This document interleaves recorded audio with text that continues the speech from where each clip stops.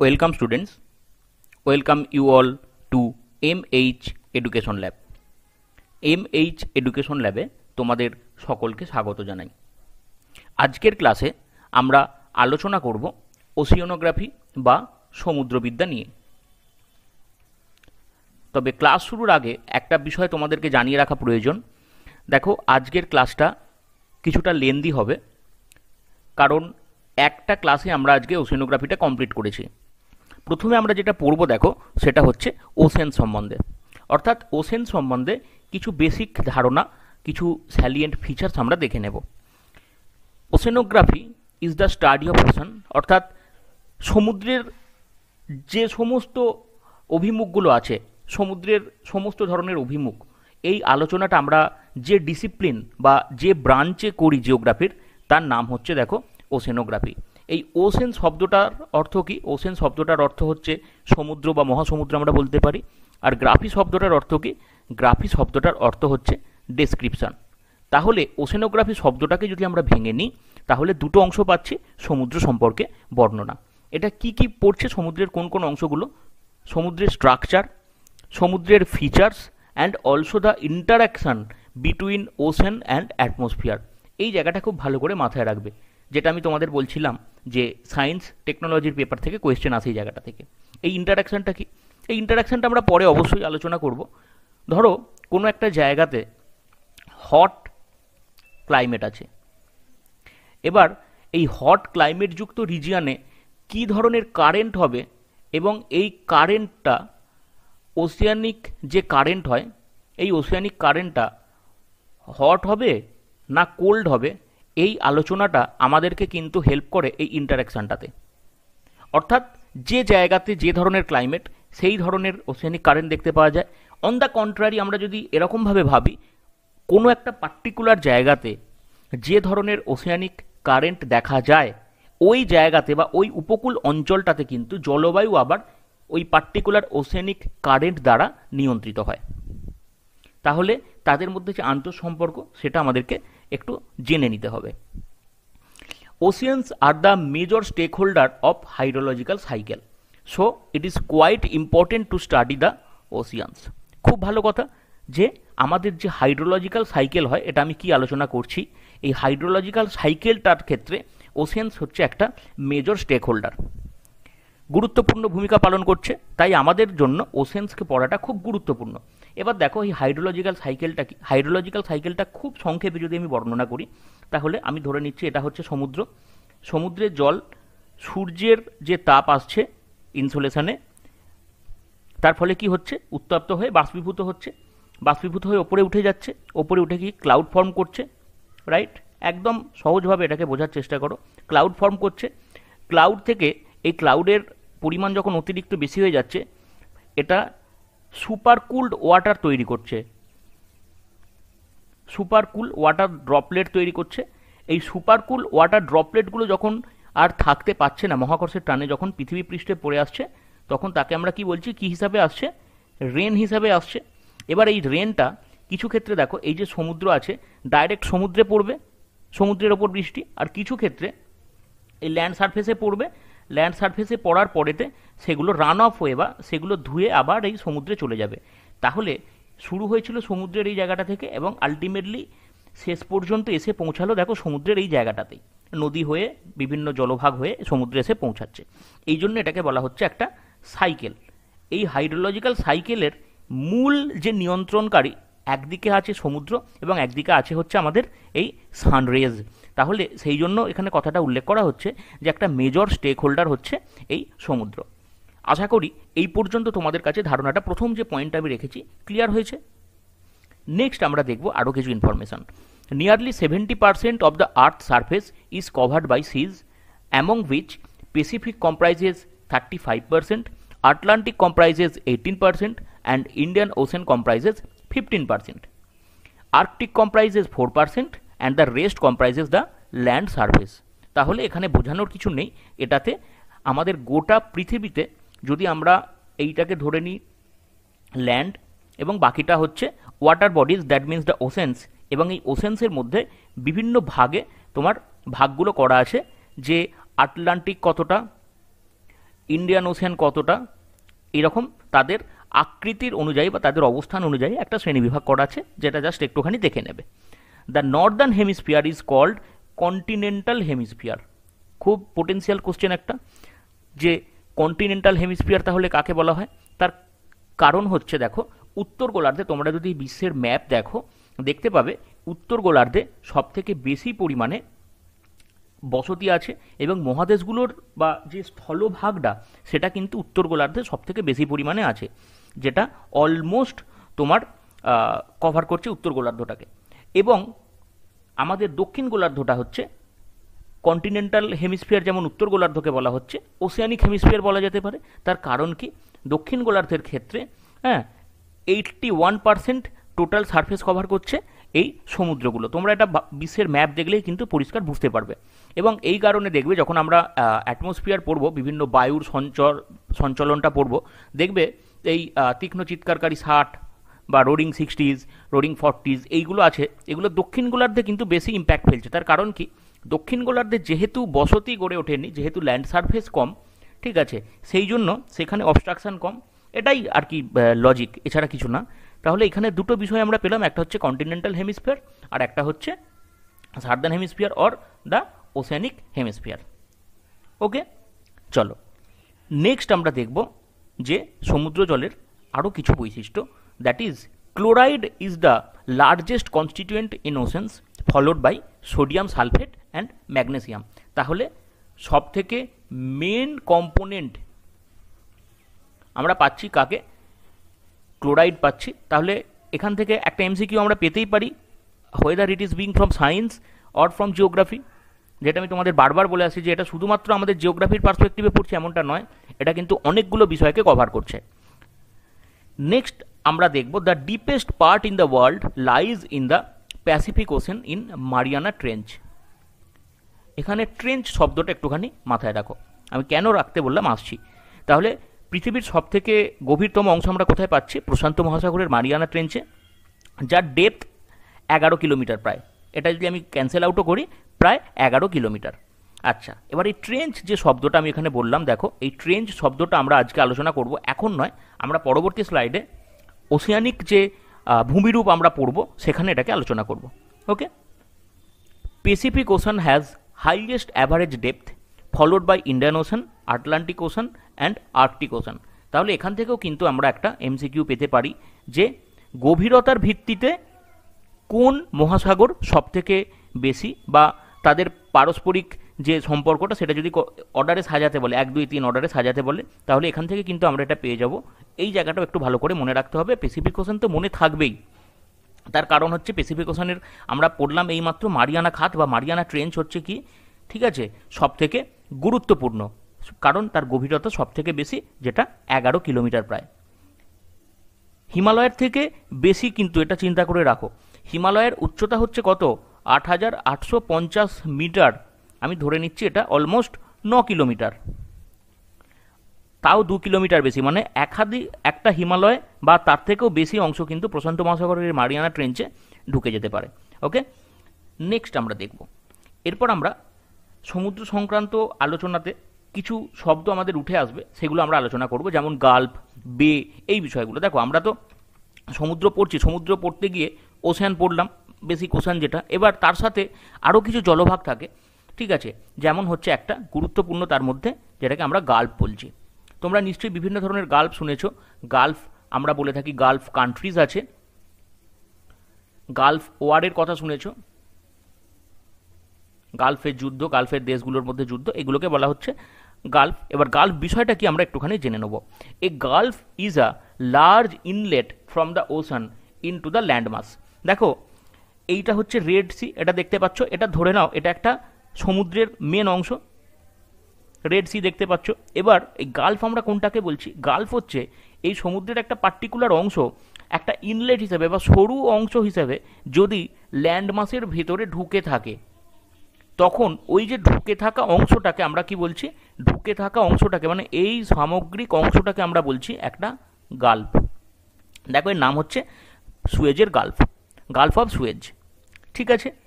এবার এই যে গাল্ফ অঞ্চলটা, এই গালফ অঞ্চলে ধরো এরকমভাবে বিভিন্ন কান্ট্রিজ আছে তো দু সাইডে, এটা দেখতে এতখানি সরু লাগছে, আলটিমেটলি এটা পৃথিবীতে প্রকৃতস্থে তো এতটা সরু না। এই কান্ট্রিগুলোকে আমরা কি নাম দিচ্ছি? These are call Gulf countries. এবার এই সমুদ্র বা মেন সমুদ্র থেকে ভেতরে গালফে ঢুকে যাওয়া হলো। এবার এখানে বিভিন্ন ধরনের পোর্ট থাকে, যেমন পোর্ট অফ হরমুজ একটা উদাহরণ, গালফ অফ এডেন একটা উদাহরণ, এডেন বন্দর যেটা আছে। এবার এই পোর্টগুলো থেকে জাহাজ বেরিয়ে এসে মূল সমুদ্রে আসে, ঠিক আছে। তাহলে গালফের যে বেসিক ধারণা একটুখানি বুঝে রাখলেই হলো যে গালফ আমরা কাকে বলছি, ঠিক আছে। এটা আরও ভালো করে বোঝাতে গেলে তোমাদের বলা যেতে পারে যে মূল সমুদ্র যেখানে স্থলভাগের ভেতর সরুভাবে ঢুকছে, দ্যাট ইজ গালফ। আর কিছু এখানে পড়ার দরকার নেই। এবার এখানে যে স্টাডি মেটেরিয়াল হিসেবে দেওয়া আছে এটা একটুখানি পড়বে। এখানে আমি যেগুলো বললাম সেই জিনিসগুলোই আছে, উদাহরণ দেওয়া আছে, যেমন Persian Gulf, Gulf of Mexico, Gulf of Finland etcetera. Okay, এই গালফ সম্পর্কে পড়ার পর আমরা দেখব আর একটা সমধর্মী জিনিস বা গালফের মতোই কিন্তু একটুখানি ফরমেশনে আলাদা, দ্যাট ইজ বে। তোমরা যদি ছবিটা দেখো তাহলে বুঝতে পারবে যে বেটা কিন্তু একটুখানি আলাদা, ঠিক আছে। দেখো আমরা গালফের ক্ষেত্রে দেখেছি এই যে এনক্লোজারটা, এইটা তো এনক্লোজার একটা জলভাগের এনক্লোজারটা, এইটা কি হচ্ছে, এটার উইথ অনেক বেশি হচ্ছে, অনেকটা চওড়া হচ্ছে। এই যে ইনলেটটা এটা অনেকটা চওড়া হচ্ছে। তোমরা গালফের ক্ষেত্রে দেখেছো একটা এরকম মেন সমুদ্র যদি হয় এরকমভাবে সরু হয়ে ব্যাপারটা ঢুকে গেছে ভিতর দিকে, এটাকে আমরা গালফ বলছি। আর বিয়ের ক্ষেত্রে কি হচ্ছে, দেখো বিয়ের ক্ষেত্রে এই যে এরিয়াটা এইটাকে বলা হচ্ছে বে, এটা কিন্তু উইথে অনেকটা বেশি চওড়া হচ্ছে। আশা করি গালফ আর বের মধ্যে পার্থক্যটা বোঝা গেছে, এবং দুটো কিন্তু অলমোস্ট সেম, দুটো স্থলভাগের একটা ইনলেট টাইপের, স্থলভাগের একটা ইনলেট টাইপের। তোমরা যদি বে অফ বেঙ্গল দেখো, বে অফ বেঙ্গলটা দেখবে যে কেন তাকে আমরা বে অফ বেঙ্গল বলছি, ওয়েস্ট বেঙ্গলের ম্যাপটা দেখলেই বুঝতে পারবে। ওয়েস্ট বেঙ্গলের ম্যাপের নিচের দিকটাতে কিন্তু এরকম একটা পরিস্থিতি তৈরি হচ্ছে, যেটা সাউথ 24 পরগনা যে ডিস্ট্রিক্ট আছে আমাদের, সেই সাউথ 24 পরগনা ডিস্ট্রিক্ট আলটিমেটলি এটাকে তৈরি করছে। বা আমাদের যে ওড়িশার যে অঞ্চলটা, ঠিক আছে, পুরো অঞ্চলটাকে দেখবে কিছুটা এই বে টাইপের দেখতে বলেই কিন্তু তাকে বে অফ বেঙ্গল বলা হয়। ওকে, এবার আমরা যদি বিয়ের মানে কিভাবে উৎপত্তি হয়েছে সেটা দেখি, সেটা কিন্তু আমাদের বোঝাচ্ছে কে, প্লেট টেকটনিক্স, ঠিক আছে। যে as the super continent Pangaea broke up along curved and indented fault line, the continent move apart and left large bays. তোমরা আজকে একটা জিনিস বোঝার চেষ্টা করো যে আমি ইন্ডিয়ান জিওগ্রাফির যখন ক্লাস নিয়েছিলাম সেখানে বলেছিলাম যে আমাদের পৃথিবীতে ছিল এরকম প্যানজিয়া, একটা টোটাল ল্যান্ডমাস ছিল প্যানজিয়া, আর তাকে ঘিরে ছিল যেটা হচ্ছে প্যানথালাসা। তাহলে প্যানজিয়া আর প্যানথালাসা জিনিসটা বুঝতে পারলে। এবার দেখো বলছি প্যানজিয়ার যখন ভাঙন হয়, প্যানজিয়া এরকমভাবে ভেঙে গেছে, ঠিক আছে। প্যানজিয়া ভেঙে যাওয়ার ফলে প্লেট টেকটনিকের কারণে ভেঙেছে। প্লেট টেকটনিকটা তো এখন এই ক্লাসে আলোচনা করা যাবে না এতখানে, আমি অন্য কোনো সময়তে আলোচনা করে দেবো, অন্য কোনো স্পেশাল ক্লাসে। এই প্যানজিয়া যখন ভেঙেছে তখন কি হয়েছে, ধরো এরকমভাবে বিভিন্ন অংশে এটা বিভক্ত হয়ে গেছে। কিন্তু এটা মনে রাখবে এই বিভক্ত হয়ে গেলেও তাদের এই খণ্ডগুলোকে যদি আমরা যোগ করি তাহলে কিন্তু দেখো এরকম যে গোল ভাবটা এটা থেকে যাবে। এর ফলস্বরূপ কি হচ্ছে, এই যে অংশটা, এই অংশটা এই অংশটার থেকে ভেঙেছে, মাঝখানে জল চলে এসছে, এই ভেঙে যাওয়া অংশগুলো ধরো এই খাঁজ তৈরি করেছে এরকমভাবে। আমি যদি এটাকে আরও বড় করি তাহলে ধরো এরকম হয়েছিল জিনিসটা। এই অংশটা হচ্ছে একটা বে, বে অফ এটা এক্স। আবার এই দিকেও তাই, ধরো এরকম আছে, এই অংশটাতে এই অংশটা এসে ঢুকে যাবে। যদি এটাকে জুড়ে দেওয়া হতো তাহলেই তো আমার প্রমাণ আসছে যে এরা একসাথে ছিল, তাই না? যেটাকে আমরা কি বলছি, যেটাকে আমরা বলছি জিগ স ফিট, এটাকে বলা হয় জিগ স ফিট। তোমরা বাড়িতে একটা থিন বিস্কিট বা মেরি বিস্কিট ভাঙবে, ভেঙে দেখবে আবার জুড়তে যাবে, জুড়ে যাবে, ব্যাপারটা হচ্ছে তেমন, কানায় কানায় জুড়ে যাবে। তাহলে এখানে দেখো একটা বে তৈরি হয়েছে, এটাকে আমরা বলছি বে অফ ওয়াই। বিষয়টা হচ্ছে এতটাই সিম্পল, তোমাদেরকে আমি সেই জন্য উদাহরণ দিয়ে ছবি দেখিয়ে বোঝানোর চেষ্টা করলাম। ওকে, আচ্ছা, এখানে আরেকটা গুরুত্বপূর্ণ ইনফরমেশন জাস্ট দিয়ে রাখি, a bay formed by a glacier is called fjord. এই বেগুলো যদি গ্লেসিয়ার অঞ্চলে বা উচ্চ অক্ষাংশে হয়, সেখানে তো জলটা আলটিমেটলি জমে বরফ হয়ে থাকে, সেই রকম জায়গাতে যখন হয় তখন তাকে আমরা কি বলছি, ফিয়র্ড, বা এটাকে অনেক সময় বলা হয় ফিজর্ড। এটা একটা এমসিকিউর জন্য রেডি রাখবে, আর পুরো ব্যাপারটাকে কিন্তু অবশ্যই মনোযোগ সহকারে পড়বে, যেটা বোঝানোর আমি বুঝিয়ে দিলাম। নেক্সট আমরা পড়ব রিলিফ ফিচার অফ ওসিয়ান। দেখো আমরা এতক্ষণ ধরে ওসিয়ানের কিছু ক্যারেক্টারিস্টিক পড়লাম, ওসিয়ানের আরও যে টাইপগুলো আছে মানে জলভাগের যে মূল টাইপগুলো বে এবং গাল্ফ এগুলো আলোচনা করলাম। এরপর আমরা ওসিয়ানিক রিলিফ ফিচার পড়ব, অর্থাৎ আমরা ভূপৃষ্ঠে আমরা তো বিভিন্ন ধরনের রিলিফ ফিচার দেখতে পাই নদী দ্বারা, হিমবাহ দ্বারা কার্যের ফলে। তো সমুদ্রের মধ্যে বা সমুদ্রের দেখা যেটা যায় বা সমুদ্রের একবারে অভ্যন্তরে যেটা আমরা খালি চোখে দেখতে পাই না, তার জন্য আমাদেরকে সমুদ্রের তলায় যেতে হয়, জলের নিচে যেতে হয়, সেই ধরনের কিছু ভূমিরূপ আমরা আলোচনা করব। এখন প্রশ্ন হচ্ছে তাহলে এই নিচে থাকা ভূমিরূপগুলোকে আমরা জানতে পারি কিভাবে? জানতে পারি বাই মিনস অফ সোনার রেডিয়েশন, বাই মিনস অফ সোনার ওয়েভ, ইকো সাউন্ডার, এই মেশিনগুলোর মাধ্যমে জানতে পারি। দেখো এইগুলো কিন্তু কোয়েশ্চেন আছে যে সমুদ্রের গভীরতা মাপার যন্ত্র বা সমুদ্রের অভ্যন্তরভাগের ভূমিরূপ জানার যন্ত্র, এগুলো নাম কি, এগুলো কিন্তু কোয়েশ্চেন আছে, এগুলো অবশ্যই মাথায় রাখবে। ঠিক আছে, আর এখানে আরেকটা বিষয় আমরা দেখব, the vertical distribution of ocean relief is described by hypsometric curve. অর্থাৎ দেখো এখানে একটা হিপসোমেট্রিক কার্ভ করা আছে। ঠিক আছে, এখানে কি হিপসোমেট্রিক কার্ভের মাধ্যমে কি বোঝানো হয়েছে? হিপসোমেট্রিক কার্ভের মাধ্যমে বোঝানো হচ্ছে ভার্টিক্যাল ডিস্ট্রিবিউশন। অর্থাৎ দেখো এইদিকে হিপসোমেট্রিক কার্ভে দুটো অংশ আছে, এইদিকে হচ্ছে একটা রিলেটিভ এরিয়া আর একটা হচ্ছে রিলেটিভ হাইট। তাহলে দেখো রিলেটিভ হাইট যখন উঁচুতে, রিলেটিভ এরিয়া তখন নিচুতে, মানে অনেকটা উঁচু জায়গা কভার করে আছে, মানে উঁচু অল্টিটিউড বা উচ্চতা কভার করে আছে কম জায়গা, আর অনেকটা কম উচ্চতা কভার করে আছে বেশি জায়গা। এটা গ্রাফটা দেখেই বোঝা যাচ্ছে। এই যে আলোচনাটা আমরা কোথা থেকে পাচ্ছি? হিপসোমেট্রিক গ্রাফ থেকে পাচ্ছি। এখানে তোমাদের পড়ার জন্য হিপসোমেট্রিক কার্ভটাকে ভালো করে বুঝতে হবে এমন কিচ্ছু প্রয়োজন নেই। তোমাদের শুধু এই হিপসোমেট্রিক কার্ভটা এখানে দিয়ে রাখা হয়েছে তোমরা যাতে বুঝতে পারো যে বিষয়টা কি, যে স্যার কি বলতে চাইছেন। ভার্টিক্যাল ডিস্ট্রিবিউশন কিসের মাধ্যমে দেখানো হচ্ছে? তাহলে এটা মাথায় রাখবে, হিপসোমেট্রিক কার্ভ। বা যদি ইজি কোয়েশ্চেন আসে, hypsometric curve is related with which of the following branches? Oceanography, atmosphere, geomorphology, Indian economy, something like that question আসতেই পারে। তাহলে সেখানে উত্তর আমরা করব কি? ওসিয়ানোগ্রাফি। এরপর আমরা দেখো আরেকটা বিষয় দেখে নেব যে ওশেনিক সারফেস বেসিক্যালি ডেন্সার হবে এবং হেভিয়ার হবে। স্বাভাবিক অর্থেই এটা হয় কন্টিনেন্টাল কাউন্টারপার্টের থেকে। ঠিক আছে, এবার এই কন্টিনেন্ট থেকে আমরা যদি ধরে নিই এটা হচ্ছে কন্টিনেন্ট এবং এটা হচ্ছে আমাদের সমুদ্র, এরকমভাবে সমুদ্রে নেমে গেছে, তাহলে এই জায়গা থেকে এই জায়গা পর্যন্ত একদম সমুদ্রের গভীরতা পর্যন্ত আমরা বেশ কিছু ধরনের ভূমিরূপ পাই। আমরা সেই ভূমিরূপগুলো দেখে নেব। Continental shelf, continental slope, continental rise, oceanic basins, oceanic trench এবং সাবমেরিন ক্যানিয়ন। এই যে ছটা ভূমিরূপ তোমরা দেখলে, আমরা এবার এই ছটা ভূমিরূপ ধরে ধরে আলোচনা করব। কিন্তু ততটাই আমরা আলোচনা করব পরীক্ষার জন্য যতখানি প্রয়োজন। তোমরা জাস্ট যাতে এই ভিডিওটা একবার দেখে নিলে ওশেনোগ্রাফির আর কিছু তোমাদের পড়তে না হয় তার ব্যবস্থা আমি করেছি। ওকে, চলো তাহলে প্রসিড করি। আমরা প্রথম দেখব কন্টিনেন্টাল সেলফ।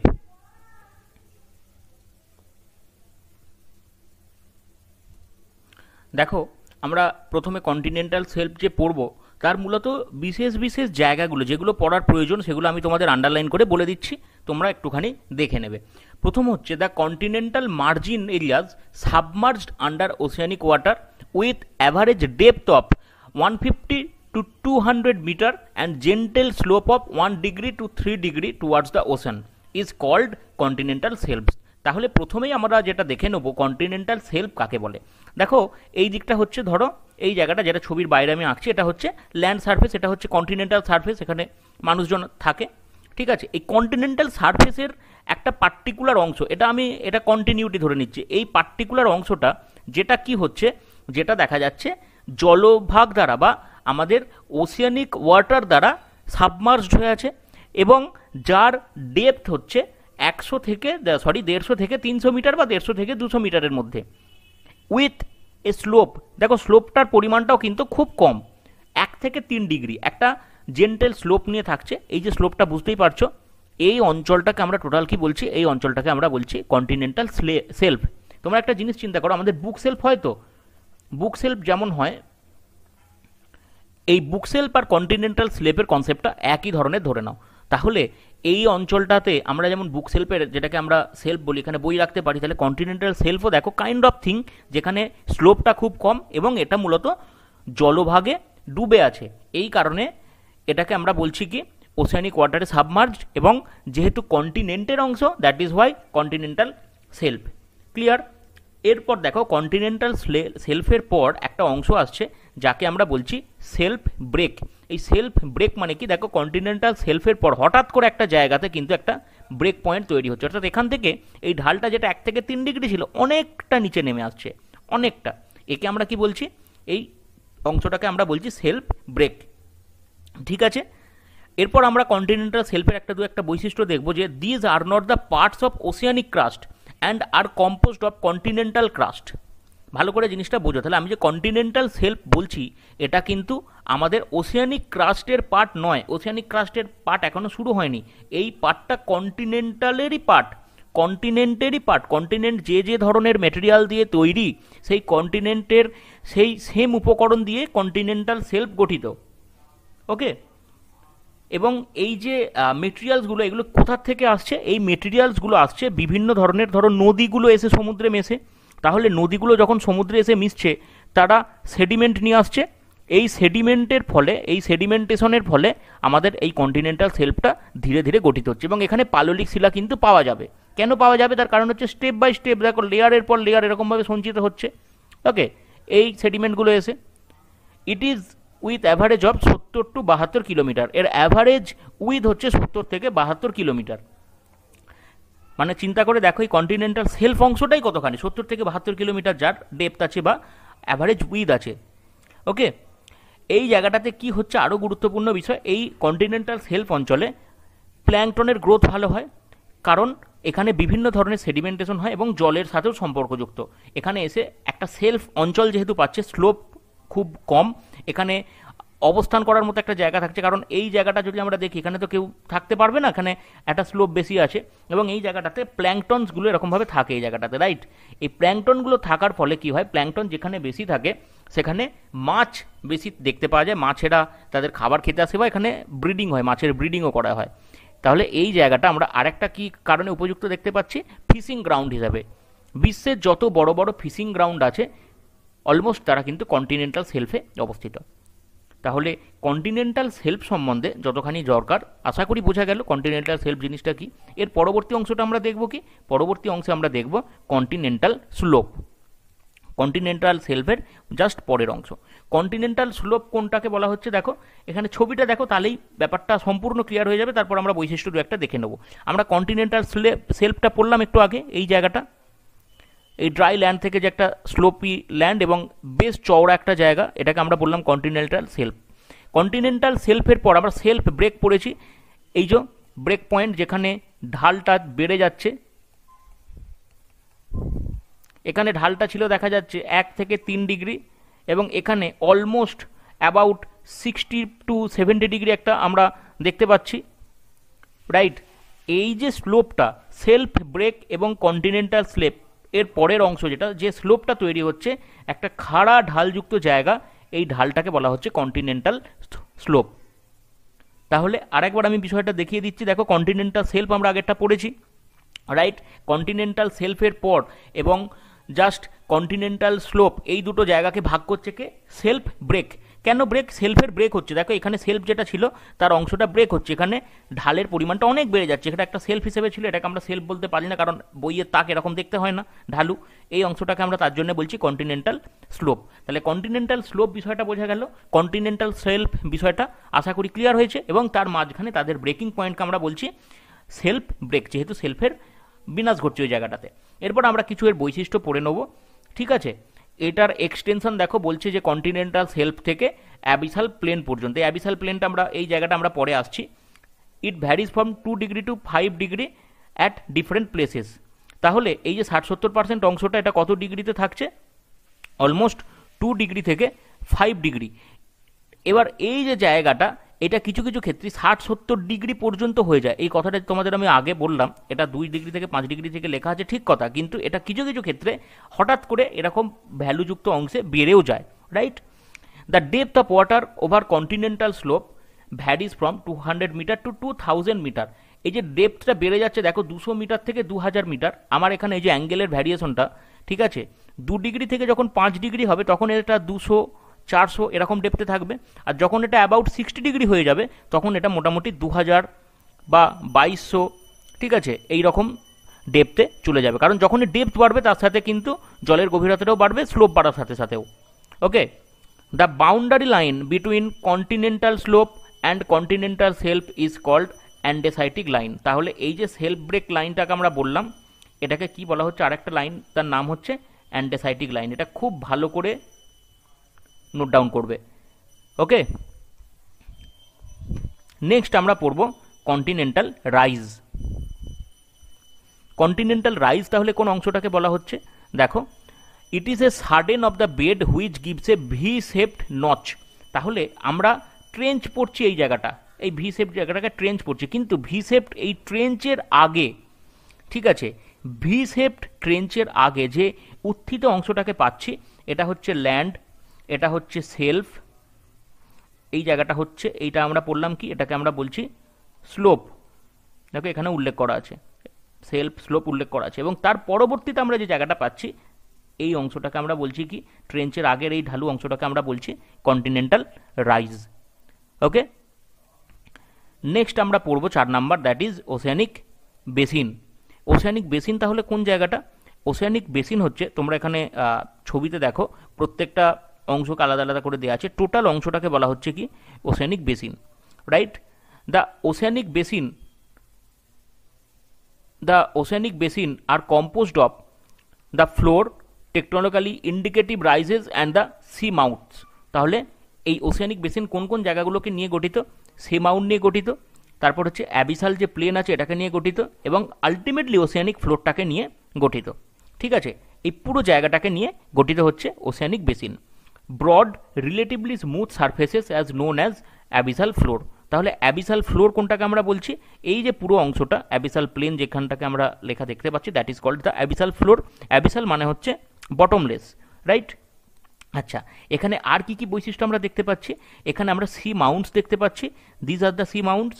এখানে আমরা গায়টস দেখতে পাচ্ছি, এগুলো প্রত্যেকটা আলাদা আলাদা করে আমরা একবার দেখে নেব, ঠিক আছে। এবং আইসোলেটেড সাবমেরাইন ভলক্যানিক ফিচার দেখতে পাচ্ছি। দেখো এই যে সাবমেরাইন ভলক্যানিক ফিচার, এগুলো কি হয় তোমরা একটা জিনিস লক্ষ্য করো, এইখানে হচ্ছে অ্যাসথেনোস্ফিয়ার দেখতে পাচ্ছ, অ্যাসথেনোস্ফিয়ারের ওপর ভাসমান অবস্থাতে প্লেটস আছে, ঠিক আছে। এবার এই যে অ্যাসথেনোস্ফিয়ারের ওপর ভাসমান অবস্থাটা আছে, এই অবস্থাটাতে যদি মাঝখান দিয়ে কোনো ফাঁক পায়, তাহলে এই ফাঁক দিয়ে কি হবে, এইখান দিয়ে যে লাভাটা আছে সেটা নির্গত হবে, এবং নির্গত হয়ে কি হচ্ছে, ধরো দীর্ঘদিন ধরে নির্গত হতে থাকছে, নির্গত হয়ে এরকম একটা উঁচু ডোম মতো শেপ তৈরি করছে, যেটা সমুদ্রের নিচে আমরা কিন্তু দেখতে পাচ্ছি না।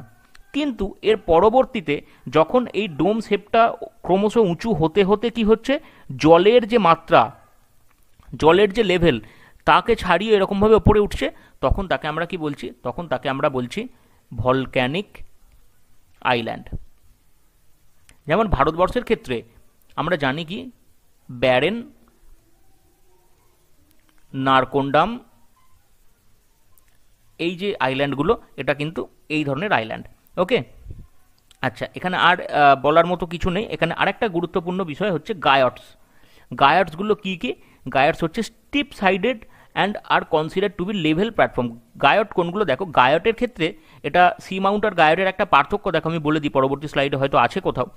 সি মাউন্ট হচ্ছে এই রকম, যার একটা পিক আছে এরকম, আর গায়ট হচ্ছে সি মাউন্টের মতোই, বাট এর একটা ফ্ল্যাট সারফেস আছে।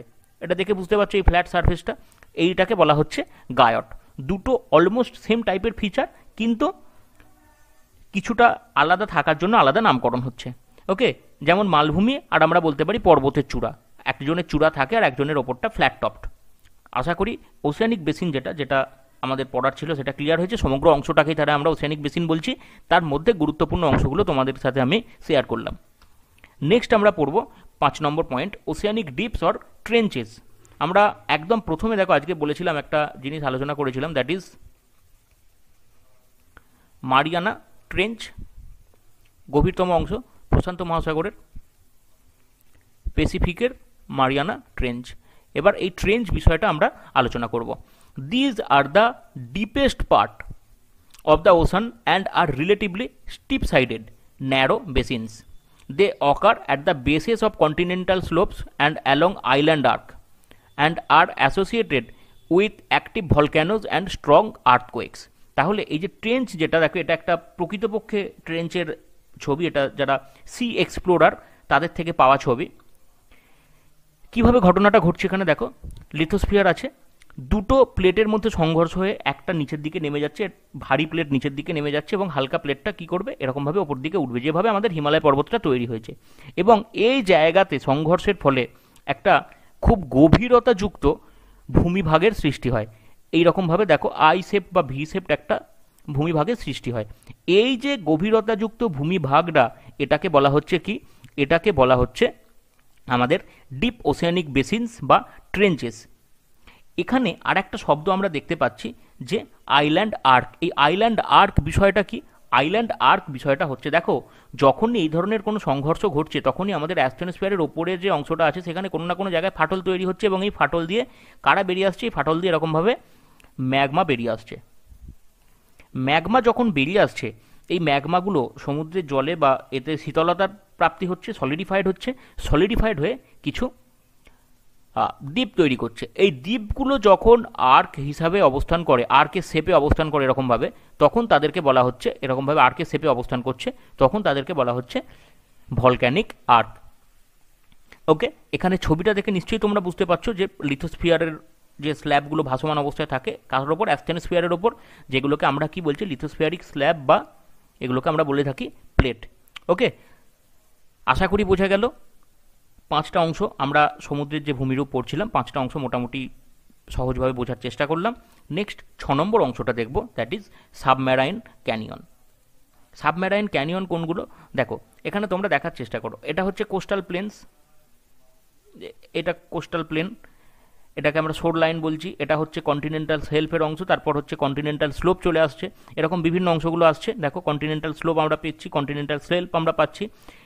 এবার এই কন্টিনেন্টাল স্লোপ বা কন্টিনেন্টাল শেলফ এর মাঝখানে কোনো কারণে ক্ষয়কার্যের ফলে সমুদ্রের, প্রথমে আমরা কি কি পড়েছি? সমুদ্র জলের প্রেসার বেশি, ওয়েটও বেশি, ডেনসিটি বেশি, এতগুলো বিষয় আমরা পড়েছি।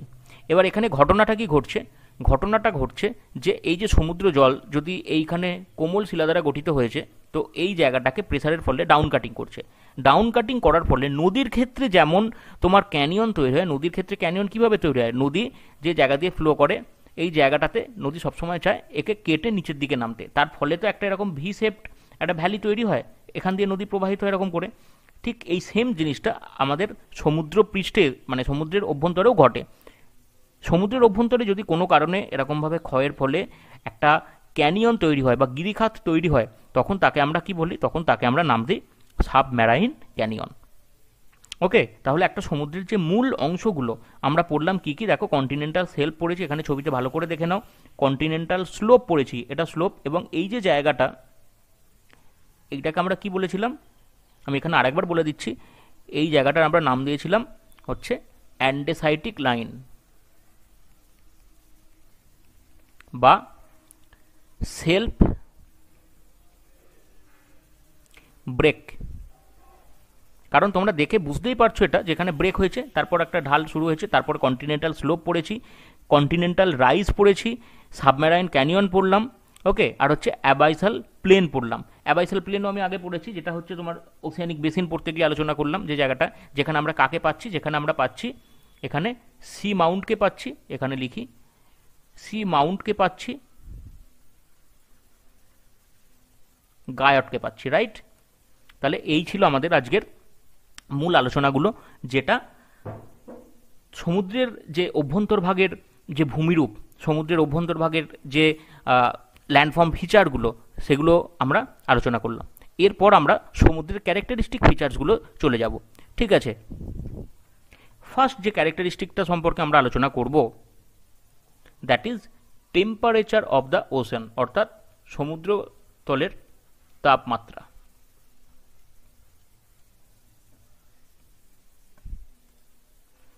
Temperature of the ocean is one of the basic physiochemical factors that influences sedimentation and marine organisms.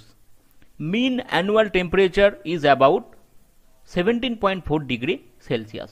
তাহলে এখান থেকে আমরা মূলত দুটো জিনিস জানতে পারছি, যেটা হচ্ছে যে সারফেস টেম্পারেচার যেমন গুরুত্বপূর্ণ, তেমনই হচ্ছে সি সারফেস টেম্পারেচার, যেটাকে ওশেনিক টেম্পারেচার বলা হচ্ছে।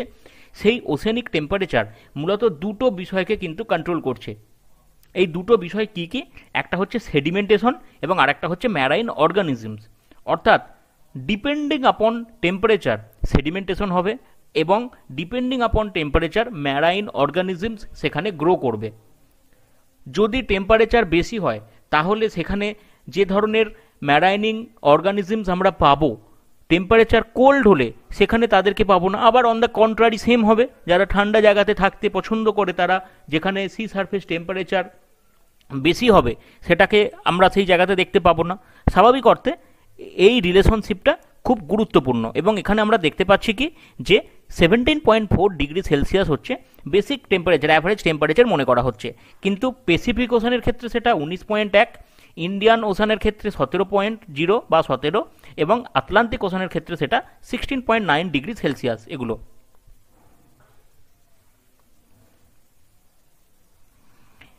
এরপর ocean water freezes at lower temperature than fresh water, খুব গুরুত্বপূর্ণ পয়েন্ট। সেটা হচ্ছে কত? 1.872 degree Celsius instead of 0 degree Celsius. যে ওশানিক ওয়াটার তাহলে আমাদের সাধারণ ব্যবহারযোগ্য যে জল তার থেকে কম টেম্পারেচারে ফ্রিজ করে। আমাদের জল 0 ডিগ্রি টেম্পারেচারে তুমি ফ্রিজে রেখে দাও, দেখবে বরফ হয়ে গেছে। কিন্তু ওশেনিক ওয়াটারের ক্ষেত্রে সেটা দেখা যাচ্ছে 1.872 ডিগ্রি সেলসিয়াস, বা আমরা এটাকে ধরে নিতে পারি রাউন্ড আপ করলে -2 ডিগ্রি সেলসিয়াস। এর কারণ কি? এর কারণ হচ্ছে এই সমুদ্রের জলে কিছু ইম্পিউরিটিস থাকে, কিছু আলাদা উপাদান থাকে, যেগুলো যেমন আমি তোমাদেরকে প্রথমেই বলেছিলাম, ক্লোরাইডস, সালফেটস, যেগুলো আমরা প্রথমেই আজকে আলোচনা করেছি। এই বিষয়গুলো থাকার কারণে কি হচ্ছে, এই কেমিক্যাল কম্পোজিশনের জন্য জলের যে টেম্পারেচারটা লেস হয়ে যাওয়ার ব্যাপার সেটা একটুখানি ডিলে হচ্ছে। The freezing of ocean water forces the saltation out of water so that ice forms is almost fresh water ice. তাহলে এখানে আরেকটা বিষয় আমরা দেখতে পাচ্ছি যে সমুদ্রের জলে যতই ক্লোরাইড থাকুক, সমুদ্রের জল যতই লবণাক্ত হোক, যখন এটা ফ্রিজ হয়, যখন এটা বরফে পরিণত হতে চায়, তখন কি হয়, স্যালটেশন পদ্ধতি যেটা বা লবণতাটাকে বাইরে বার করে দেয়, যার ফলস্বরূপ যে বরফটা তৈরি হচ্ছে বা ফ্রিজিং হওয়ার পর সমুদ্রের জল যদি ফ্রিজ হয়ে যায়, তখন কিন্তু সেটা ফ্রেশ ওয়াটার ফ্রিজ হলে যেমন হয়, সাধারণভাবে জল মিষ্টি জল ফ্রিজ হলে যেমন হয়, ঠিক তেমন হয়। এবং এক্ষেত্রে আরেকটা বৈশিষ্ট্য, যে সি সারফেসের জল যদি বরফে পরিণত হয় বা সমুদ্রের জল যদি বরফে পরিণত হয়, তার থিকনেস 3 মিটারের বেশি হয় না, জেনারেলি 3 মিটারের বেশি হয় না। The water immediately below ice is not only cold, but it is also contained a high level of salt, which makes the water denser than the surface water. তাহলে আমরা যদি সারফেস ওয়াটারকে দেখি আর একদম ফ্রিজড যে অংশটা তার নিচের অংশটাকে দেখি, তাহলে দেখতে পাবো কি যে ওই নিচের অংশটা কিন্তু মাচ মোর ডেন্সার। তার কারণ কি? Just because of high level of salt contamination. এখন প্রশ্ন হচ্ছে, তাহলে সল্ট আবার কোথা থেকে আসলো? দেখো, যখন এই একটা জল ফ্রিজ হয় তখন সল্টটা বাইরে বেরিয়ে যায়, তাহলে এই জায়গাটা যে ফ্রিজ হচ্ছে নিচের অংশটাতে সল্টটা চলে এসে জমাটবদ্ধ হচ্ছে, বা সল্টটা এই জায়গার জলেতে এসে মিশে যাচ্ছে, যে কারণে এই সমস্যাটা তৈরি হচ্ছে। The denser water sinks to the bottom of the ocean, causing a vertical circulation of ocean water, and it is called thermohaline. থার্মোহ্যালাইন জিনিসটা খুব গুরুত্বপূর্ণ, তাহলে এটা আমাদেরকে ভালো করে বুঝতে হবে যে থার্মোহ্যালাইন জিনিসটা কি। যে ডেন্সার ওয়াটার যেটা থাকছে সেটা যেহেতু ডেন্স হয়ে যাচ্ছে, সমুদ্রের নিচের দিকে যাওয়ার চেষ্টা করে।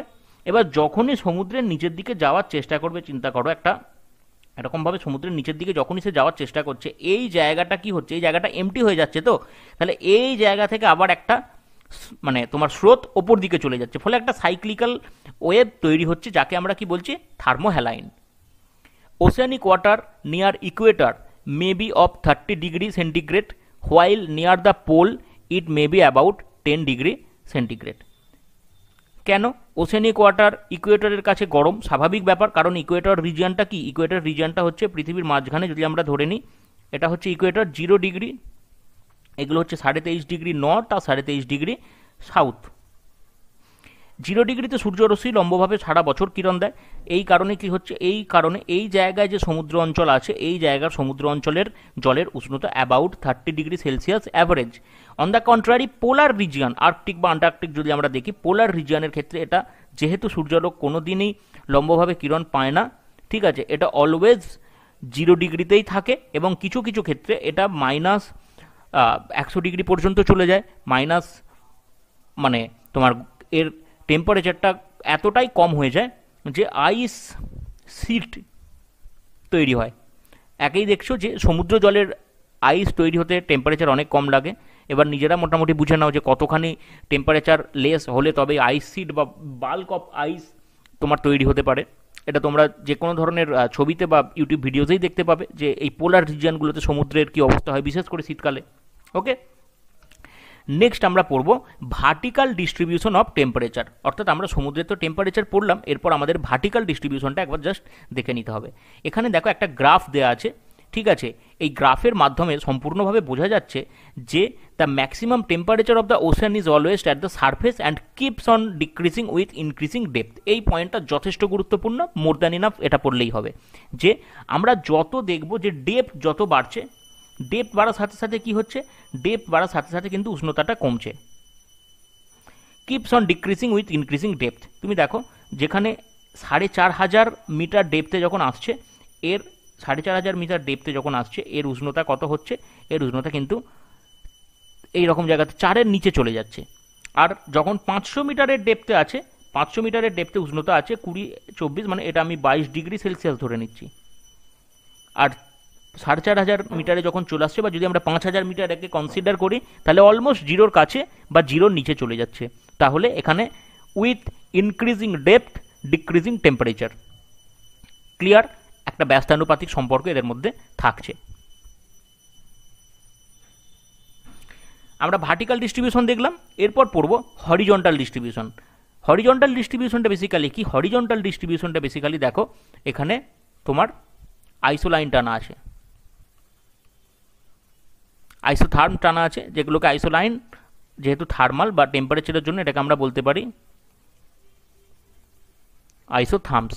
তাহলে দেখো এখানে বিভিন্ন ডিগ্রির ভ্যালু দিয়ে 10 ডিগ্রি 20 ডিগ্রি এরকম বিভিন্ন ডিগ্রির ভ্যালু দিয়ে আইসোথার্মস টানা আছে। এবং এইগুলো দেখো যে মহাদেশ বা যে মহাদেশের পার্শ্ববর্তী সমুদ্র অঞ্চলের ওপর দিয়ে গেছে, তাহলে আমাদের বুঝে নিতে হবে কি, যেমন ধরো আমি এখানে দেখছি যে তোমার 20 ডিগ্রি সেলসিয়াস, তাহলে 20 ডিগ্রি সেলসিয়াস যে জায়গাটাতে আছে সেটা দেখো দক্ষিণ আমেরিকার এই অঞ্চলটাতে আছে, ঠিক আছে, আফ্রিকার একদম দক্ষিণ আফ্রিকার নিচের অংশটাতে আছে, অস্ট্রেলিয়ার নিচের দিকটাতে আছে। এই জায়গাটাতে আমরা অ্যাভারেজ টেম্পারেচার দেখতে পাচ্ছি 20 ডিগ্রি।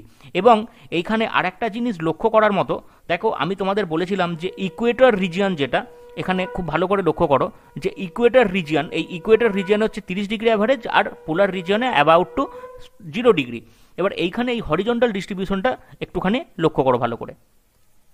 আমার এটা ইকুয়েটর, ইকুয়েটরের কাছে এই জায়গাটা ভালো করে দেখো, আমি মার্কিং করে দিচ্ছি। এটা মোটামুটি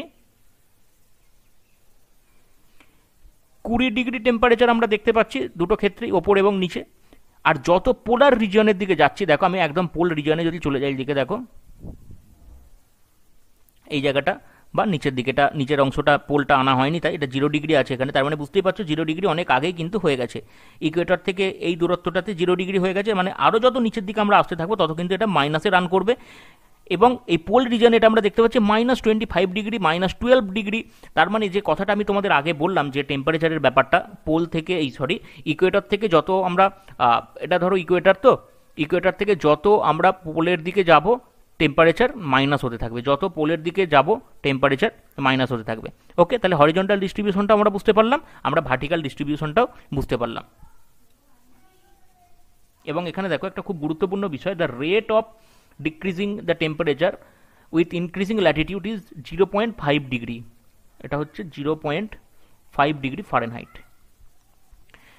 The ocean in northern hemisphere recorded relatively higher average temperature than in the southern hemisphere. এটাও খুব গুরুত্বপূর্ণ একটা পয়েন্ট যে ওশেনিক যে টেম্পারেচার, এটা নর্দার্ন হেমিস্ফিয়ারের থেকে সাউদার্ন হেমিস্ফিয়ারে কিন্তু রিলেটিভলি হায়ার অ্যাভারেজ আমরা দেখতে পাচ্ছি নর্দার্ন হেমিস্ফিয়ারে, ঠিক আছে।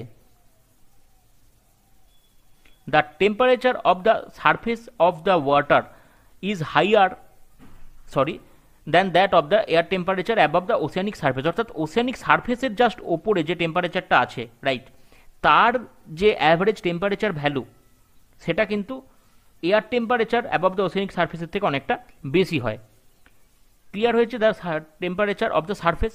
তাহলে বিষয়টা খুব ভালোভাবে গুরুত্ব সহকারে পড়বে এই দুটো পয়েন্ট যেগুলো আমি মার্কিং করে দিলাম, ওকে, কারণ এখান থেকে কিন্তু কোয়েশ্চেন। নেক্সট আমরা দেখব কি আছে, স্যালিনিটি অফ দ্য ওশান। আমরা তাহলে টেম্পারেচার পড়লাম, এরপর আমরা স্যালিনিটি পড়ব, বা স্যালিনিটির বাংলা হচ্ছে সমুদ্রের লবণতা, সমুদ্রের অন্যতম গুরুত্বপূর্ণ characteristic. Salinity is the total amount of the solid material in grams contained in 1 kilogram of seawater and is expressed as parts per 1000%. ওকে, তাহলে স্যালিনিটি মানে শুধুমাত্র যে লবণ মিশে থাকবে ব্যাপারটা কিন্তু নয়, এখানে আমরা দেখছি সলিড মেটেরিয়াল, এখানে বিভিন্ন কেমিক্যাল কম্পোজিশনের মেটেরিয়াল থাকে।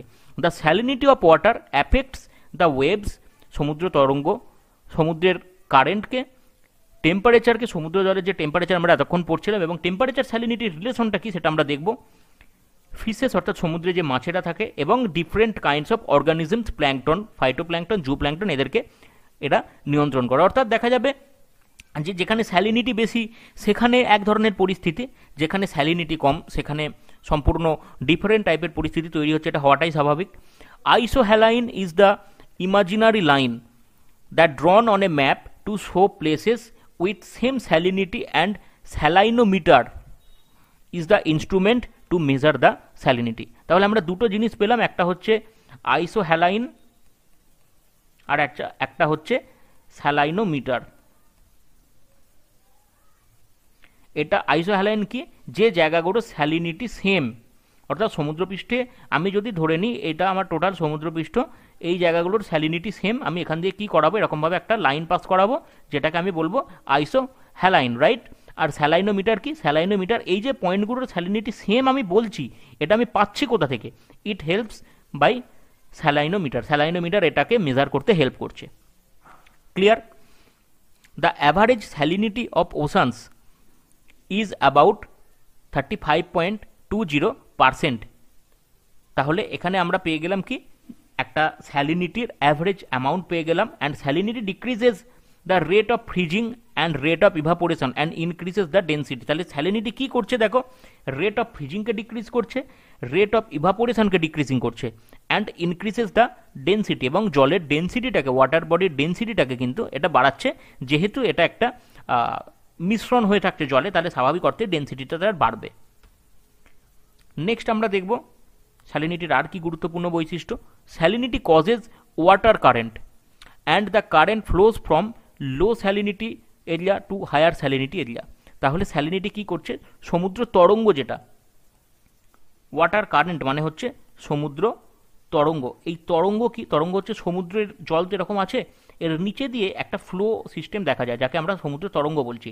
এটাকে কিন্তু সমুদ্রের ওপরের ভাগে আমরা যে ওয়েভ দেখতে পাই সেটাকে গুলিয়ে ফেলবে না, সমুদ্র তরঙ্গ নিচে দিয়ে যায়, যেটাকে বলা হচ্ছে সি কারেন্ট। এবং এই কারেন্টটা কিসের কারণে তৈরি হচ্ছে, কারেন্টটা তৈরি হওয়ার পেছনে অন্যতম একটা গুরুত্বপূর্ণ কারণ হচ্ছে দ্যাট ইজ দ্য স্যালিনিটি। স্যালিনিটির ডিফারেন্স কি করছে, এই স্যালিনিটির ডিফারেন্স কারেন্ট তৈরি করছে, হায়ার স্যালিনিটি এবং লোয়ার স্যালিনিটি। আচ্ছা, এখানে আমি লিখছি স্যালিনিটি মানে হায়ার, আর এখানে আমি লিখছি স্যালিনিটি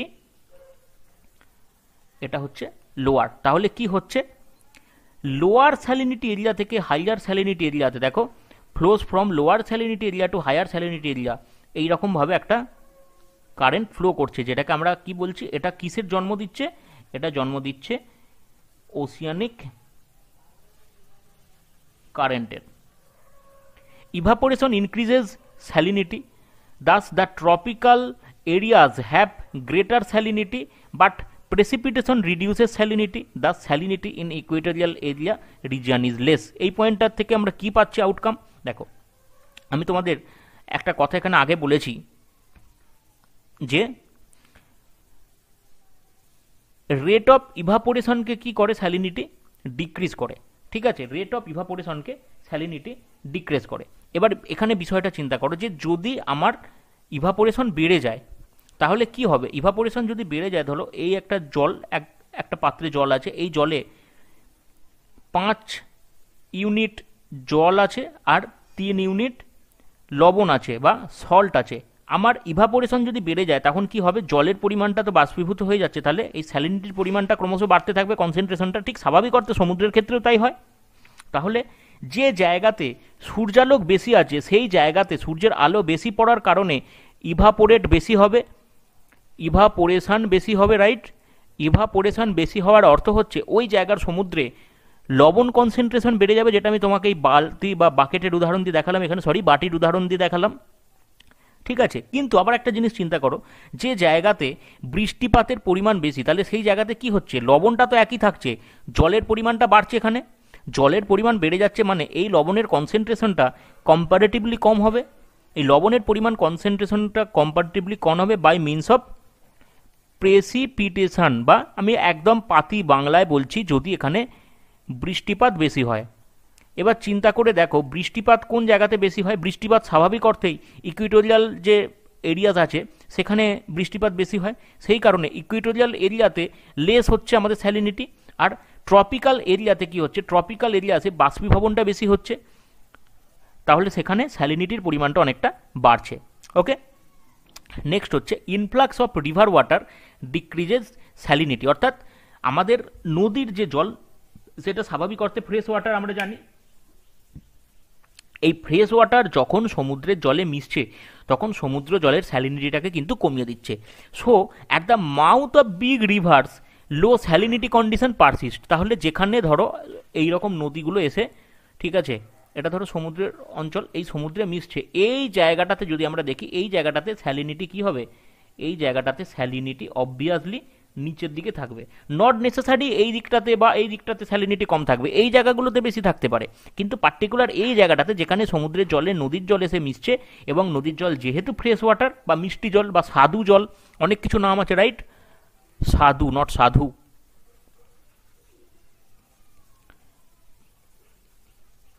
এটাকে আমরা বলছি ফ্রেশ ওয়াটার। তাহলে ফ্রেশ ওয়াটার যখন স্যালিনিটির সাথে মিক্সচার হচ্ছে তাহলে কি হবে, স্বাভাবিক অর্থে স্যালিনিটিটা কিছুটা কমে যাবে। এক গ্লাস নুন ভর্তি জল, নুন জল, তাতে যদি তুমি একটু চিনি মিশিয়ে দাও একটু তো তার লবণতাটা কমবে, সেম জিনিস এখানে হচ্ছে, অ্যান্ড দ্যাট ইজ ওয়াই এই জায়গাতে মোহনা আবার মুখ নদীর যে অঞ্চল সেখানে স্যালিনিটি কম থাকছে। ওয়ার্ল্ডস হাইয়েস্ট স্যালিনাইজড বডি, যেগুলো পৃথিবীর সব থেকে বেশি, দেখো লেক ভ্যান, এইখান থেকে এমসিকিউ আসেই, এটা তো পড়তেই হবে, 33.80, ডেড সিতে 33.70, আর গ্রেট সল্ট লেকে 32.0, এই তিনটে অবশ্যই মনে রাখবে। ওকে, যে এদের স্যালিনিটির পরিমাণটা কত। নেক্সট আমরা পড়ব আর একটা ক্যারেক্টারিস্টিক ওশেনিক কারেন্ট। একটু আগেই দেখো তোমাদেরকে আমি যখন পড়াচ্ছিলাম স্যালিনিটি, এই স্যালিনিটি পড়াতে গিয়ে আমি বলেছিলাম কি, যে স্যালিনিটির ক্ষেত্রে কি হয়, স্যালিনিটি সর্বদা কি করতে চায়, স্যালিনিটি সর্বদা লো থেকে হাইয়ের দিকে, আমাদের এই লোয়ার স্যালিনিটি এরিয়া থেকে হাইয়ার স্যালিনিটি এরিয়ার দিকে একটা প্রবাহ তৈরি করে, যে প্রবাহটাকে আমরা বলছি সি কারেন্ট বা ওশেনিক কারেন্ট। এবার আমরা এখন ওশেনিক কারেন্ট সম্বন্ধে আলোচনা করব, রাইট, যে কীভাবে কারেন্টের উৎপত্তি হয় বা কারেন্ট কী কাজকর্ম করে না করে। ক্লিয়ার?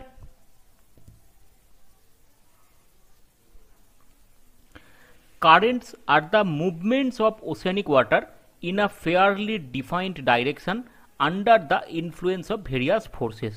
তাহলে আমরা কারেন্ট কাকে বলবো, কি কি থাকবে কারেন্টের, দেখো কারেন্টের যেটা থাকবে সেটা হচ্ছে ডাইরেকশন থাকবে একটা প্রমিনেন্ট, 2 নাম্বার কি থাকবে, 2 নাম্বার হচ্ছে একটা ফ্লোয়িং এনার্জি থাকবে,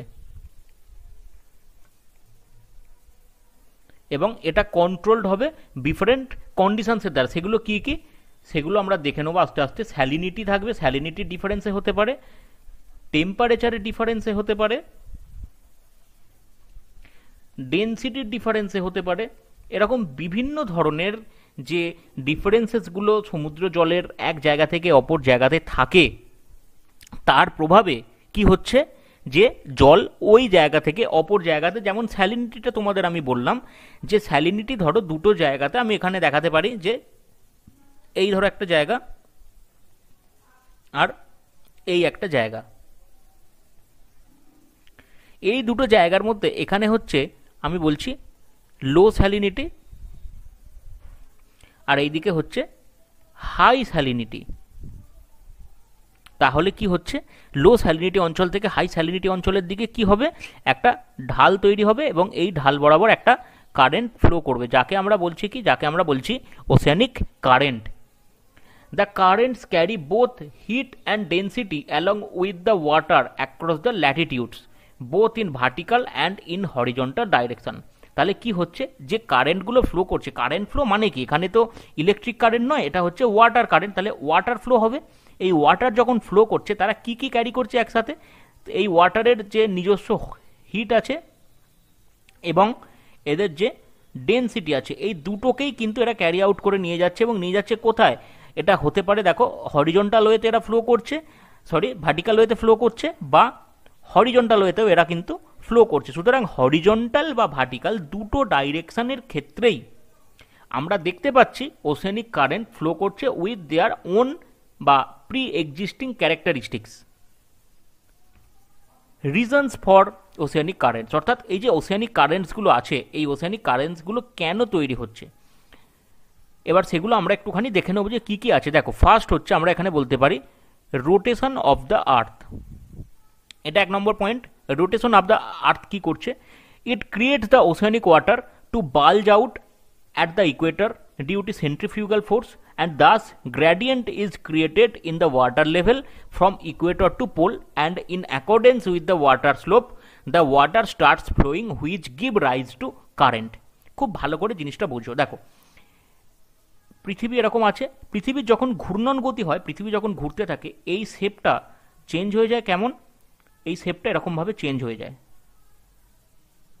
অর্থাৎ এই যে জায়গাগুলো, এই জায়গাগুলো একটুখানি বাল্জ হয়ে যায় বা বেড়ে যায়। তার কারণ কি, তুমি বাড়িতে একটা বল নিয়ে ঘুরিয়ে দেখলে বুঝতে পারবে। এটাকে আপাত দৃষ্টিতে কিন্তু বোঝা যায় না, একমাত্র স্পিড কন্ডিশনে যখন থাকে তখন দেখা যায়। এর ফলস্বরূপ কি হচ্ছে, মাঝখানে কি আছে, মাঝখানে ইকুইটোরিয়াল বেল্ট আছে। ইকুইটোরিয়াল বেল্টে এই বাল্জিংয়ের কারণে একটা সেন্ট্রিফিউগাল বা এটাকে বলা হচ্ছে কেন্দ্র বিমুখ,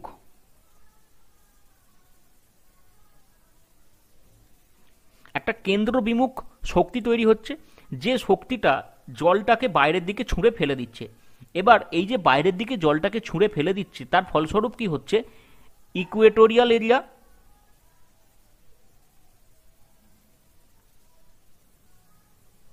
এবং আমাদের এখানে আছে পোলার রিজিয়ন,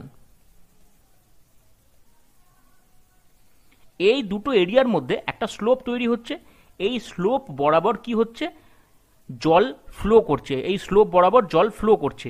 যখন এই জলটা ফ্লো করছে, এই ফ্লোয়িং সিস্টেমের সাথে একটা কারেন্ট তৈরি হচ্ছে, যেটাকে আমরা বলছি ওসিয়ানিক কারেন্ট। অর্থাৎ ঢালের পরিবর্তনের কারণে জলের যে ফ্লো হচ্ছে সেটা একটা কারেন্ট তৈরি করছে। স্বাভাবিক অর্থে একটা কারেন্ট তৈরি হবে, যদি স্পিড বাড়ে, জলের ফ্লোয়িং সিস্টেমটা বাড়ে, তখন কি হবে, একটা কারেন্ট তৈরি হয়, যেটাকে আমরা বলছি ওসিয়ানিক কারেন্ট। এবং এটার জন্য মেন দায়ী কে, এটার জন্য দায়ী পৃথিবীর রোটেশন। এবং রোটেশনের জন্য কেন দায়ী, পৃথিবীর রোটেশনের কারণে একটা বাল্জিং তৈরি হচ্ছে, এবং এইটাকে কি করছে, কেন্দ্রবিমুখ বল সেটাকে আরও প্রশমিত করছে, সেটাকে আরও বাইরের দিকে ছড়িয়ে দিচ্ছে। কারণ কেন্দ্রবিমুখ মানে কি, কেন্দ্র থেকে চারিদিকে এরকমভাবে ছড়িয়ে যাবে, এটাই তো কেন্দ্রবিমুখতার নাম, রাইট। এইরকম একটা অবস্থা তৈরি হচ্ছে। দ্বিতীয় পয়েন্ট আমরা কি দেখছি, দ্বিতীয় পয়েন্ট আমরা দেখব high pressure causes lowering of the sea level and low pressure causes the sea level to rise. অর্থাৎ হাই প্রেসার যদি থাকে, সি লেভেলের লোয়ারিং হয় বা সি লেভেল নিচে থাকে, আর যদি লো প্রেসার এক্সিস্ট করে তাহলে সি লেভেল একটু রাইজ করে। Water moves from low pressure to high pressure area, তাহলে ওয়াটারের একটা ফ্লো হচ্ছে কি, লো প্রেসার এরিয়া থেকে হাই প্রেসার এরিয়ার দিকে এটা ট্রান্সপোর্ট করছে। At high pressure air diverse in oceanic surface diverting air lower the sea level. তাহলে কি হচ্ছে, দেখো যেখানে হাই প্রেসার এরিয়া আছে, এয়ারের ডাইভার্সিফিকেশনের কারণে এখানে সি লেভেলটা লোয়ার হয়ে যাচ্ছে। So cold current in lower level now come out of the surface. তাহলে এই জায়গাটাতে আবার কি ঘটনা ঘটছে, যেহেতু হাই প্রেসার ছিল, এখানে একটা ফ্লো তো আসছে, এবং এই জায়গাটাতে এয়ারের রিভার্সালের কারণে এই জায়গাটা শীতল হয়ে যাচ্ছে, এবং শীতল হয়ে যাওয়ার কারণে এই অঞ্চলে সমুদ্র জলের নিচে থেকে যে কোল্ড এরিয়াস আছে, কেন সমুদ্রের এরিয়া কোল্ড, নিচের দিকে কোল্ড এরিয়াস আছে, তার কারণ হচ্ছে সূর্যালোক পৌঁছায় না, আমরা জানি। এই কোল্ড এরিয়াস থেকে এই জায়গাতে একটা সমুদ্রের স্রোত বেরিয়ে আসছে, যাকে আমরা কি বলছি, আপওয়েলিং। ঠিক আছে, যাকে আমরা বলছি আপওয়েলিং। এবং এই যে ঘটনাটা ঘটছে এর ঠিক সেম ঘটনা লো প্রেসার এরিয়াতে ঘটবে। তাহলে লো প্রেসার এরিয়াতে কি ঘটনাটা ঘটবে, এখানে এয়ারের ডাইভার্সিফিকেশনের কারণে হাই প্রেসার তৈরি হয়ে যাবে এবং এই জায়গাটাতে জলটা নিচের দিকে যাওয়ার চেষ্টা করবে, যেটাকে আমরা কি নাম দিচ্ছি, যেটাকে আমরা নাম দিচ্ছি ডাউন ওয়েলিং। ওকে, চলো নেক্সট আমরা দেখব রিজনস অফ ওশানিক কারেন্টসের আরও কিছু গুরুত্বপূর্ণ বিষয়, যেটা আমি তোমাদের আগে বলছিলাম। দুটো বিষয় আমরা পড়লাম, তো এবার 3 নম্বর দেখো, এখানে আমরা দেখতে পাচ্ছি কি salinity. Salinity differences creates osmotic pressure and water movement takes place from lower salinity to higher salinity, এটা আমি আগে বলেছি আর বলার দরকার নেই, at surface area। কিন্তু যেটা আমি বলিনি that is from higher to lower salinity area in the lower level. তাহলে যদি আমরা ধরি একটা ধরো জলের একটা ডেপথ আমরা ধরে নিচ্ছি, তাহলে এই ওপরের দিকটাতে লোয়ার স্যালিনিটি থেকে হাইয়ার স্যালিনিটির দিকে এরকমভাবে কারেন্ট ফ্লো করছে। কিন্তু এই সেম জিনিসটা যদি নিচের দিকে হয় তখন কি হবে, হাইয়ার স্যালিনিটি থেকে লোয়ার স্যালিনিটির দিকে একটা ওয়াটার কারেন্ট কিন্তু ট্রান্সফার হবে। তাহলে একটা বেসিক জিনিস নিশ্চয়ই এখানে বুঝতে পারছো যে এখানে সিস্টেমটা কিন্তু একটা সাইকেল হচ্ছে। এই সাইক্লিক্যাল সিস্টেমটাই সমুদ্রের যে মেন কার্যকলাপ বা মেন জিনিসপত্র তাকে কিন্তু ধরে রেখেছে।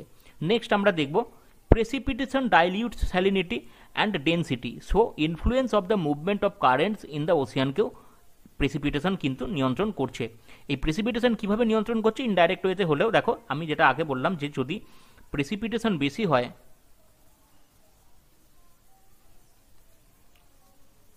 প্রেসিপিটেশন হাই,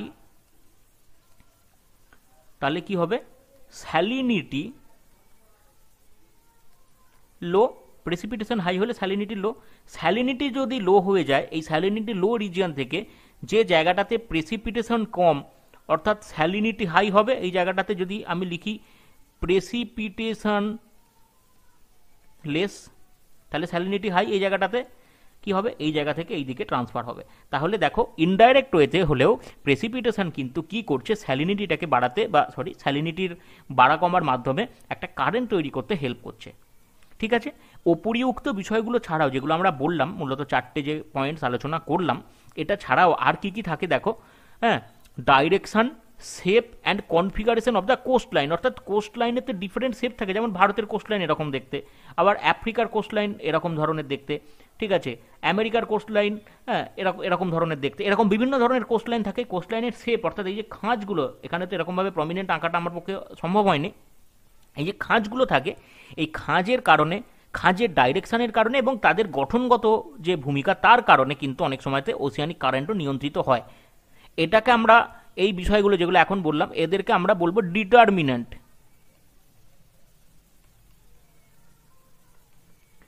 এরা কিন্তু ডিটারমাইন করে, এরা রিজনস নয়, রিজনস হচ্ছে যেগুলো আমি প্রথমে 4টে বললাম সেগুলোকে আমরা রিজনস বলবো, আর শেষেরগুলোকে আমরা এই শেপ বা তোমার আকৃতি যেটা এগুলোকে আমরা ডিটারমিন্যান্ট বলবো, রাইট। নেক্সট আমরা আরও দুটো জিনিস পড়বো, that is drift and stream. Okay, drift এবং স্ট্রিম বলতে আমরা কি বুঝি, drifts are the movements of water in oceans having lesser velocity than the current and are driven by the prevailing surface wind. তাহলে ড্রিফট কোনটা, drift হচ্ছে দেখো কারেন্টের ক্ষেত্রে কিন্তু আমরা অনেকগুলো কারণ দেখতে পেলাম এবং সেই কারেন্টটা হচ্ছে সমুদ্রের অভ্যন্তর ভাগের একটা প্রবাহিত অংশ এবং যথেষ্ট স্পিডে প্রবাহিত হয়। আর ড্রিফট বলছে যে এই ক্ষেত্রে যে সমুদ্রের যে কারেন্ট হয় কারেন্টের থেকে লেস স্পিড থাকে, গতিবেগ লেস থাকে, এবং এই ড্রিফটগুলো কাদের দ্বারা নিয়ন্ত্রিত হয়, ড্রিফটটা নিয়ন্ত্রিত হয় আপার এয়ার ফ্লো দ্বারা।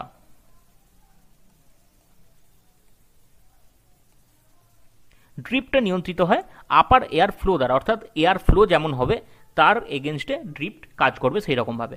ওকে, নেক্সট আমরা দেখব ocean streams are like larger rivers in ocean having higher velocity than currents like Gulf Stream etcetera. Sorry, এটা একটা মিস্টেক হয়ে গেছে, 1 minute, like currents like Gulf Stream etcetera. Oceanic stream তাহলে কি, আমরা স্ট্রিম পড়বো, oceanic streams are like larger rivers in ocean, অর্থাৎ oceanic স্ট্রিমগুলো হচ্ছে একটা ধরো বড় সমুদ্র, এখানে যখন নদী এসে মেশে এরকম একটা বড় রিভারকে কনসেপচুয়ালাইজ করো যে এই ওশিয়ানিক স্ট্রিমগুলো হচ্ছে নদী, বড় নদী যেটা সমুদ্রে এসে মিশছে, ঠিক আছে। ভেলোসিটি দেন কারেন্ট, এবং কারেন্টের থেকে যার গতিবেগ কিন্তু বেশি, ঠিক আছে, যেমন একটা উদাহরণ হচ্ছে গালফ স্ট্রিম, যেটা গালফ বে আমরা পড়েছি। গালফ বিভিন্ন ধরনের, Gulf of Aden, Gulf of Suez, gulf bay আমরা একটু আগে পড়লাম। এই গালফ রিজিয়ন্সগুলোর কাছ থেকে কি হচ্ছে, একটা বড় ধরনের নদী যেমন সমুদ্রে এসে মিশলে হয়, something like that. Okay, the current flowing under the surface, current in reverse direction is called undercurrent. অর্থাৎ কিছু ক্ষেত্রে এমন হয়, ধরো একটা মেন কারেন্ট ফ্লো করছে এরকমভাবে, তার নিচে দিয়ে কোনো কারণে টেম্পারেচার, স্যালিনিটি, ডেন্সিটি, যে কোনো কারণে হোক, আর একটা সাব কারেন্ট তৈরি হয় অনেক সময়, যেটা মেন যে কারেন্ট, এটা হচ্ছে মেন কারেন্ট ফ্লো,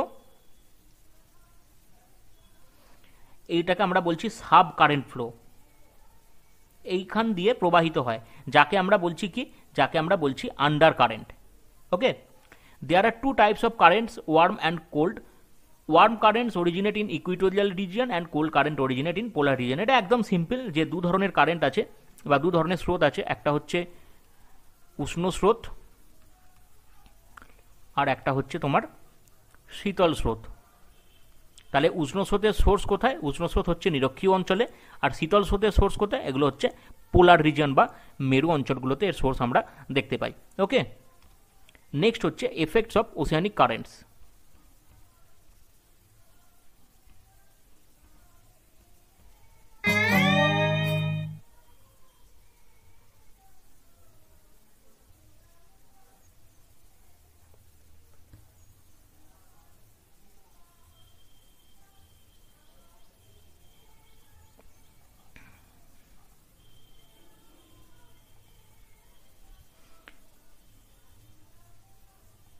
এখন আমরা যেটা আলোচনা করব, সরি ফর দ্য ডিস্টারবেন্স, আমরা এখন যেটা আলোচনা করব that is the effects of oceanic currents. Okay, যে ওসিয়ানিক কারেন্টের কী কী গুণ আছে বা ওসিয়ানিক কারেন্ট কেমনভাবে ইম্প্যাক্ট করে। দেখো, oceanic current carry equatorial heat with them, so modify cold weather condition at higher latitude. অর্থাৎ ওসিয়ানিক কারেন্ট যদি ওয়ার্ম কারেন্ট হয়, যে জায়গা দিয়ে যায়, তাহলে সেই জায়গার যে জলবায়ু, সেই জলবায়ুটাকে নিয়ন্ত্রণ করে, সেই জায়গার জলবায়ুটাকে নিয়ন্ত্রণ করতে সাহায্য করে। দু নম্বর হচ্ছে warm ocean current increases evaporation and increases precipitation at eastern side of the continent, whereas at western side of the continents desertification occur due to the presence of cold current inhibit evaporation। তাহলে কি হচ্ছে, যে আমাদের যত মহাদেশ আছে দেখবে, মহাদেশগুলোর ডান দিকটাতে, ইস্টার্ন সাইডটাতে, এই কারেন্ট, ওয়ার্ম কারেন্টগুলো কি করছে, ওয়ার্ম কারেন্টগুলো যেহেতু ওয়ার্ম, তারা এইখানে টেম্পারেচারটাকে বাড়াচ্ছে, এরিয়ার টেম্পারেচারটাকে ইনক্রিজ করছে। টেম্পারেচার ইনক্রিজ করা মানে হচ্ছে ইভাপোরেশন ইনক্রিজ হচ্ছে, ইভাপোরেশন ইনক্রিজ হচ্ছে মানে প্রেসিপিটেশন ইনক্রিজ হবে স্বাভাবিক অর্থে। এই প্রেসিপিটেশন ইনক্রিজ হচ্ছে। অন দ্য কন্ট্রারি ওয়েস্টার্ন সাইডটাতে যদি আমরা দেখি, ওয়েস্টার্ন সাইডে কি হচ্ছে, মহাদেশগুলোর ওয়েস্টার্ন সাইডে কোল্ড কারেন্টের অ্যাভেলেবিলিটি বেশি দেখা যাচ্ছে। এটা টেম্পারেচারকে কি করছে, টেম্পারেচারকে নিচে নামাচ্ছে, ইভাপোরেশনকে নিচে নামাচ্ছে, দ্যাটস ওয়াই টেম্পারেচার যেহেতু কম, অ্যাট দ্য সেম টাইম এরা প্রেসিপিটেশনকে নিচে নামিয়ে দিচ্ছে। দ্যাট মিনস, আমি নিচে নামানোর ইন দ্য সেন্স কম পরিমাণে করছে। তাহলে কি হচ্ছে, এই জায়গাগুলোতে যেহেতু কম বৃষ্টিপাত হচ্ছে, এই জায়গাগুলোতে ড্রাই অ্যারিড রিজিয়ন তৈরি হচ্ছে। Okay, next, oceanic current controls monsoon in Indian subcontinent and control salinity in the sea water. Oceanic current ভারতবর্ষের ক্ষেত্রে মনসুনের যে আগমনকাল বা মনসুনের যে লাইফ সাইকেল, সেটাকে অনেক ক্ষেত্রে নিয়ন্ত্রণ করে। At the same time salinity in the sea ওয়াটারকে নিয়ন্ত্রণ করে। দেখো, স্যালিনিটি যেমন ওসিয়ানিক কারেন্ট তৈরি করতে হেল্প করে, ওসিয়ানিক কারেন্ট আবার স্যালিনিটিকে রিভার্স ওয়েতে কন্ট্রোল করতে পারে তার মুভমেন্টের মাধ্যমে। এবং দেখো, এই ওসিয়ানিক কারেন্ট স্যালিনিটি কন্ট্রোল করার সাথে সাথে আর কি করছে, they carry nutrient and fishes and neritic organism. অর্থাৎ কোনো জায়গাতে সমুদ্র জলের যে নিউট্রিয়েন্টগুলো, সেই নিউট্রিয়েন্টগুলোর আসা বা নিউট্রিয়েন্টগুলোর থাকাকে নিয়ন্ত্রণ করে, জলে কী ধরনের মাছ থাকবে বা মাছের আগমনকে নিয়ন্ত্রণ করে। এবং নেরিটিক অর্গানিজম, অর্থাৎ অর্গানিজম দু ধরনের হয়, পিলেজিক আর হচ্ছে নেরিটিক। এই পিলেজিক আর নেরিটিক কারা, একটা গভীর সমুদ্রের আর একটা অগভীর সমুদ্রের। ঠিক আছে, এদের যে অবস্থান এইটাকে নিয়ন্ত্রণ করছে। সুতরাং দেখবে, আর একটা বিষয় এখানে উল্লেখ করে রাখি, যে যে গ্র্যান্ড ব্যাংক তোমরা নাম শুনেছ, এই গ্র্যান্ড ব্যাংকে কি ঘটনাটা ঘটে বলো তো? গ্র্যান্ড ব্যাংকে কোল্ড কারেন্ট আসে এবং কোল্ড কারেন্ট প্রচুর পরিমাণে মাছের খাবার নিয়ে আসে। যখন আসে, বরফ হয়ে গিয়ে মাছের খাবার নিয়ে আসে, সেখানে প্রচুর পরিমাণে স্বাভাবিক উৎসে মৎস্য চাষ হয়। মাছের ব্রিডিং পয়েন্ট গড়ে উঠেছে। ঠিক এরকমভাবেই আর কি ওশিয়ানিক কারেন্টটা হেল্প করে। নেক্সট আমরা যেটা পড়ব ওশিয়ানিক টাইডস।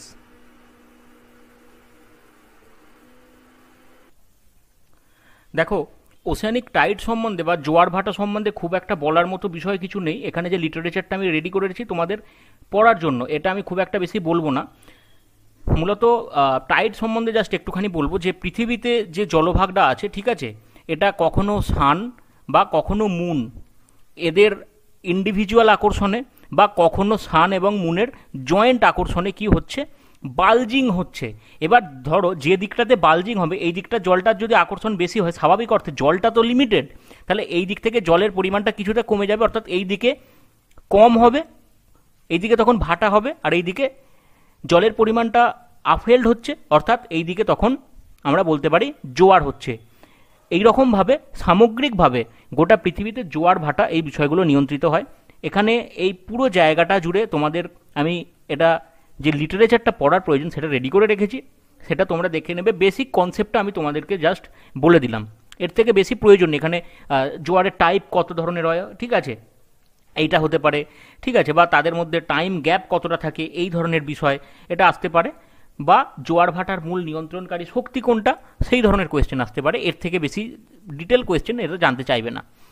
নেক্সট আমরা যেটা পড়বো টাইপস অফ টাইড। এটা খুব গুরুত্বপূর্ণ যে এই জোয়ার ভাটা এদের টাইপগুলো কী কী হয়। Different types of tides are discussed below occur because of different position, the most important thing, different position of what, different position of the surya, sun and the moon with respect to the earth, অর্থাৎ সান, moon and earth এদের পারস্পরিক অবস্থানের ভিত্তিতে সমস্ত কাজকর্ম নিয়ন্ত্রিত হচ্ছে, ঠিক আছে। These are the highest amplitude, যখন আমরা পড়ব স্প্রিং টাইডের ক্ষেত্রে, these are the highest amplitude tide which occur twice every month, এটা নোট করবে, অ্যাট দ্য নিউ মুন একবার, আর একবার হচ্ছে ফুল মুন।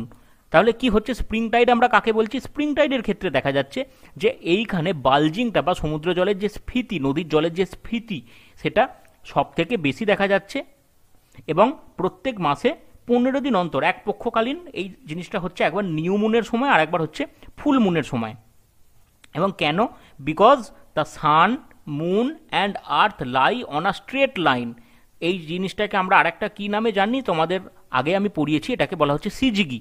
তাহলে এই নিউ মুন আর ফুল মুন এই দুটো দিন যে আমি বলছি, তাহলে সেই দুটো দিনে কি হচ্ছে, কম্বাইন্ড একটা ফোর্স আসছে, যে কম্বাইন্ড ফোর্সের প্রভাবে সমুদ্রপৃষ্ঠের জলটা ম্যাক্সিমাম বাল্জ হচ্ছে, when the sun and moon are on the same side of the earth, the position is called conjunction, and when they lie in opposite side of the earth, this position is called opposition. এই জায়গা দুটো মাথায় রাখবে, একটা হচ্ছে conjunction position আর একটা হচ্ছে opposition position. In both situation spring tide occurs and are of the same magnitude. দুটো ক্ষেত্রেই কিন্তু স্প্রিং টাইড হচ্ছে এবং সমান গুরুত্ব সহকারে, অর্থাৎ সমান জোর নিয়ে হচ্ছে। 20% হাইয়ার ম্যাগনিটিউড দেন নর্মাল টাইড থাকে। এই সময়টাতে নর্মাল টাইডের সময় ধরো জল যতখানি বাল্জ হয়ে বেরিয়ে আসে বা উঠে আসে, তার 20% বেশি পরিমাণে জল, 20% এক্সট্রা জল বাইরে বেরিয়ে আসে, মানে এই বাল্জিংয়ের পরিমাণটা বেশি হয় in case of that is the spring tide. Next আমরা পড়বো কি, নেক্সট আমরা টাইপের পড়বো আর একটা type, that is the neap tide. These are the lower magnitude. আগে আমরা পড়েছিলাম হাইয়ার ম্যাগনিটিউড, এখন আমরা দেখছি এটা লোয়ার ম্যাগনিটিউড। তাহলে এটা কখন কখন হচ্ছে, first and in third quarter of the month, when the sun and the moon situated relatively at right angle to each other, and the position is called quadrature. তাহলে আমরা ওখানে পড়লাম কি, আগেরটাতে অপোজিশন পড়লাম, আর কি পড়লাম আমরা, কনজাংশন পড়লাম। এখানে আমরা কি পড়ছি, কোয়াড্রেচার। তাহলে এই পরিস্থিতিটাকে কি বলা হচ্ছে, quadrature. Due to such position gravitational pulls neutralise. কারণ দেখো এইদিকে সান, এইদিকে মুন, আর এইদিকে যদি আর্থ হয়, তাহলে একে এইদিকে টানছে আর এইদিকে টানছে, তাহলে দুজনের টানের ফলে কি হচ্ছে, দুজনের টানের ফলেতে একটা নিউট্রাল এফেক্ট তৈরি হচ্ছে। কোথায়, এই আর্থের জলে, জলরাশিতে, যেটা আমরা দেখেছিলাম আগের দিন, আগের এতে এটাকে বালজিং হচ্ছে বা বাড়ছে। তাহলে স্বাভাবিক অর্থে নিউট্রালাইজ যখন হয়ে যাচ্ছে তখন খুব একটা বেশি জল উঠবে না, এবং এই নিপ টাইডের ক্ষেত্রে কি হচ্ছে, 20% লোয়ার হচ্ছে। আগেরটাতে আমরা দেখেছিলাম 20% ইনক্রিজ করছে, এখানে 20% কমে যাচ্ছে নর্মাল টাইডসের থেকে, যাকে আমরা বলছি নিপ টাইড। ওকে, নেক্সট আর একটা জিনিস আমরা পড়বো পিরিয়ডিক টাইড, অর্থাৎ বিভিন্ন সময়ে সময়ে যে যে জোয়ার ভাটা হয়, that is apogean tide and perigean tide occur. মানে অ্যাপোজিয়ান পরিস্থিতি যখন হয় সূর্যের সাথে পৃথিবীর, আর পেরিজিয়ান টাইড হচ্ছে যখন পেরিজিয়ান পরিস্থিতি হয়। ঠিক আছে, অ্যাপোজি মানে ফারদেস্ট, পেরিজি মানে নিয়ারেস্ট টু দ্য আর্থ, সানের সাথে, এটা জানো। These are the monthly tides during aphelion and perihelion tides varies their nature and are called yearly Tides.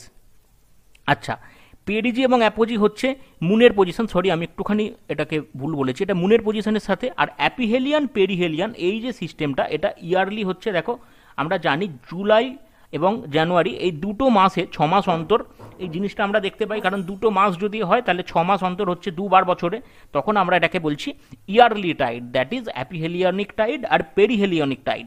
ঠিক আছে, আর equinoctial spring tide occur every 6 month, খুব গুরুত্বপূর্ণ, equinoctial tides occur every 6 month. এখান থেকে ইনফরমেশনগুলো শুধু যেগুলো আমি বললাম একটুখানি মাথায় রাখবে, তাহলেই হবে, আর বিষয়টা তো বুঝিয়েই দিলাম। নেক্সট আমরা সব থেকে গুরুত্বপূর্ণ জিনিস ওশেনোগ্রাফি পড়ার, সেটা পড়বো হচ্ছে কোরাল রিফ। কোরাল রিফস আর এক minute, these are or coral reefs are the regions of high biodiversity প্রচুর, that are formed due to the accumulation and solidification of skeleton of tiny lime secreting organisms known as coral polypus। তাহলে এই coral কারা, এরা হচ্ছে Biotique element, এরা ছোট ছোট ক্ষুদ্রাতি ক্ষুদ্র প্রাণী। এরা যখন মারা যায় এদের বডির সলিডিফিকেশন, অর্থাৎ দেখো এই যে স্কেলিটন, এদের বডির সলিডিফিকেশন হয়ে এই রিফগুলো তৈরি হয়। They are lime dominating rocks, যেখানে তাদের এই সলিডিফিকেশনটা হয়, and it is a symbiotic association between coral polyps and algae. Symbiotic মানে কি, সিম্বায়োটিক মানে একে অপরকে সাহায্য করে। দেখো কোরালগুলো অ্যালগিকে বা তাদের ওপর ভরসা করে বেঁচে থাকে, অন দ্য কন্ট্রারি এটা ভাইসা ভার্সা রিলেশনশিপ তাদের মধ্যে থাকে। কোরাল রিপস, তাহলে কোরাল রিপ মানে জায়গাটা কোন জায়গাটা, কোরাল রিপ মানে হচ্ছে যেখানে কোরালগুলো এরকমভাবে শ্রেণীবদ্ধভাবে থাকে, বা কোরালগুলো যেখানে একসাথে বসবাস করে, তাকে আমরা বলছি কি coral reefs. It is the colonies of various types of reef building stony hard coral, অর্থাৎ তাদের মৃত্যুর পর এই যে স্কেলিটনগুলো থাকে, এই স্কেলিটনগুলো সলিডিফাইড হচ্ছে, রাইট। সলিডিফাইড হওয়ার পর আমরা দেখবে অনেকে হাতে প্রবাল পড়ে, বিভিন্ন ধরনের পাথর চকচকে বা রেড কালার, রেড কোরাল, যেটাকে বাংলাতে পলা বলা হয়, এই ধরনের জিনিসগুলো তো কোরাল। তাহলে এগুলো কি করে তৈরি হচ্ছে না, তাদের মৃত্যুর পর তৈরি হচ্ছে, রাইট। তারা সলিডিফাইড হচ্ছে, তারা কনডেন্সড হচ্ছে, হয়ে তাদের যে আউটার সারফেস, তাদের যে স্কেলিটন, এই স্কেলিটন জমাটবদ্ধ হয়ে এটা তৈরি হচ্ছে। বলছে each coral colony is composed of polyps or polypus stay fixed in one place to create a colony that provides a home to symbiotic algae। তাহলে অ্যালগিগুলোর বেঁচে থাকার জন্য যে প্রয়োজনীয় বিষয়বস্তু সেটা প্রোভাইড করছে কে, সেটা প্রোভাইড করছে এই polyps. Each polyp slowly secretes a hard calcium carbonate skeleton, এই যে জিনিসটা এরা নির্গত করে একটা হার্ড ক্যালসিয়াম কার্বনেটের একটা আস্তরণ, which serves as the base or the substance for the colony। অর্থাৎ যেখানে কোরাল রিফ তৈরি হবে তার বেসটা তৈরি করতে সাহায্য করছে কে, তার বেসটা তৈরি করতে সাহায্য করছে এই যে ক্যালসিয়াম কার্বনেটের যে ইজেকশনটা হচ্ছে পলিপাসগুলোর থেকে, সেগুলো। The living animal or polyp attach itself to the skeletal base that it creates, অর্থাৎ এই যে স্কেলিটাল বেসটা ক্যালসিয়াম কার্বনেটের তৈরি হচ্ছে তার সাথে কি করছে, তার সাথে এই পলিপসগুলো নিজেদেরকে যুক্ত রাখছে, এবং আলটিমেটলি এটা গিয়ে একটা রিপ ফর্মেশন হচ্ছে, বা একটা মানে যেটাকে আমরা স্ল্যাব কাইন্ড অফ স্ল্যাব বলতে পারি, বা বাংলাতে চাতাল যেটাকে বলা হয়, চৌতাল বা চাতাল, সেই ধরনের একটা ফর্মেশন জলেতে তৈরি করছে। ওকে, এখানে আরও কিছু ধরনের তোমার ইনফরমেশনস দেওয়া আছে যেগুলো তোমাদেরকে পড়তে হবে, যেটা আমি এতক্ষণ ধরে বললাম তারই এসেন্স এখানে প্রোভাইড করা আছে, যে এই কোরালগুলো ঠিক আছে, কিভাবে তাদের রিফটা তৈরি করার পাশাপাশি তাদের সাস্টেনেন্সটা কিভাবে হচ্ছে, তারা যে সাস্টেনেন্স করছে সেই সাস্টেনেন্সটা কিভাবে হচ্ছে। এবং দেখো এখানে সবথেকে গুরুত্বপূর্ণ যেটা, ঠিক আছে, সেটা হচ্ছে এদের মোস্ট ডাইভার্স ইকোসিস্টেমিক ফিচার যেটা, কোরালস রিফস আর ফ্র্যাজাইল, মানে খুব ভঙ্গুর ecosystem, partly because they are very sensitive to water temperature. এটা কেন হয় দেখো, এটা ফ্র্যাজাইল ইকোসিস্টেম কারণ সি টেম্পারেচার, সি টেম্পারেচারের ইনক্রিজ যদি হয় তাহলে এরা মারা যায়। সি টেম্পারেচার যদি অতিরিক্ত ডিক্রিজ হয় তাহলেও এটা খারাপ পরিস্থিতি তৈরি করে। সুতরাং একটা মডারেট টেম্পারেচার এদের জন্য তৈরি, তার কারণ হচ্ছে এরা খুব সেন্সিটিভ টু ওয়াটার টেম্পারেচার। এরপর একটা খুব গুরুত্বপূর্ণ জিনিস আমাদেরকে পড়তে হবে, that is coral bleaching, very important. It is the negative phenomena associated with health of coral. Corals have their colour due to the algae present in it. এই algae কি পরিস্থিতি তৈরি করে আমরা আগেই বললাম, একটা সিম্বায়োটিক সিচুয়েশন তৈরি করে অ্যালগিগুলো। এই অ্যালগিগুলোর জন্যই কিন্তু তাদের কালারটা আসে। যেমন তোমরা শুনে থাকবে রেড অ্যালগি,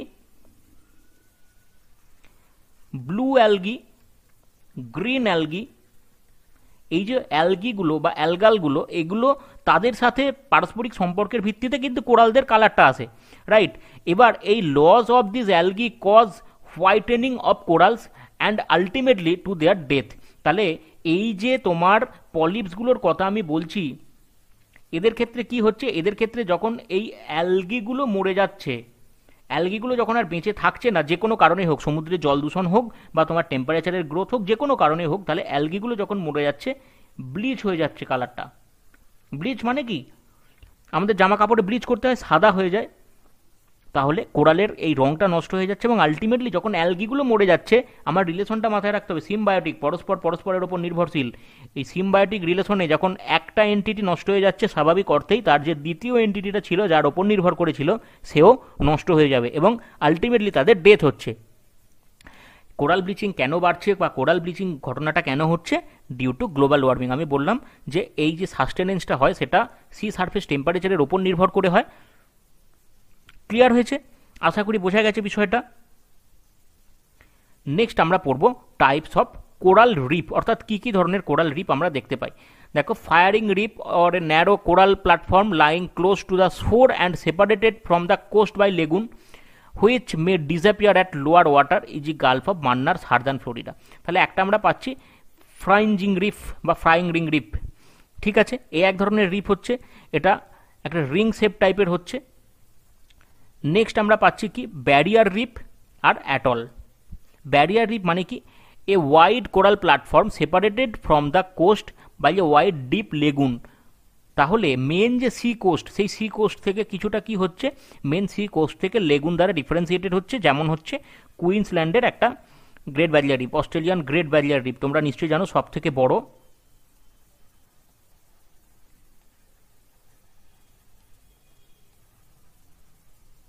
এগুলো শুধু ইনফরমেশনগুলো জেনে রাখো তাহলেই হবে। আর হচ্ছে atoll, a circular coral reef which encloses a lagoon without any land with centre. তাহলে এই দেখো, এটা এই জায়গাটা এনক্লোজ করেছে একটা ওয়াটার বডিকে, যেটাকে আমরা লেগুন বলছি। এই ধরনের পরিস্থিতি হলে তাকে আমরা বলছি কি অ্যাটল। ওকে, যেমন একটা উল্লেখযোগ্য অ্যাটল হচ্ছে, কোশ্চেন দিলে এগুলো দেবে যে একটা অ্যাটলের এক্সাম্পল, এটা বা কিসের সাথে সম্পর্কযুক্ত, ঠিক আছে। এমন হচ্ছে Fiji atoll. Areas of coral ribs, এবার এখানে কোরাল রিফের যে এরিয়াজ আছে, এরিয়া কভারেজ পৃথিবীতে, সেগুলো দেখানো আছে, ঠিক আছে। এটা একটুখানি জাস্ট ইনফরমেশনগুলো এখানে দেখে নেবে, রাইট। সাউথ ইস্ট এশিয়াতে কতটা আছে, ইস্ট এশিয়াতে কতটা আছে, আটলান্টিক, ক্যারিবিয়ান এই জায়গাগুলোতে কতটা আছে, এখানে জাস্ট এগুলো বেসিক ইনফরমেশান, এগুলো বোঝানোর কিছু নেই, এগুলো আমি আর বলছি না, ক্লাসটা এমনিতেই লেন্দি হচ্ছে।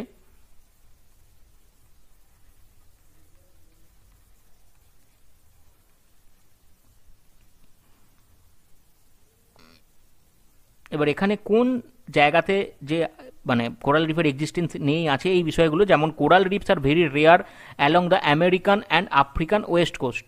This is due to the primarily upwelling and strong cold coastal current that reduces the water temperature in these areas. দেখো আমি তোমাদের এই জায়গাটাতেই দেখিয়েছি যে টেম্পারেচার বেশি বা কম দুটো ক্ষেত্রেই কিন্তু আমাদের এই কোরাল যাদের কথা আমরা আলোচনা করছি তাদের সমস্যা আছে এবং তার প্রমাণ আমরা দেখতে পাচ্ছি।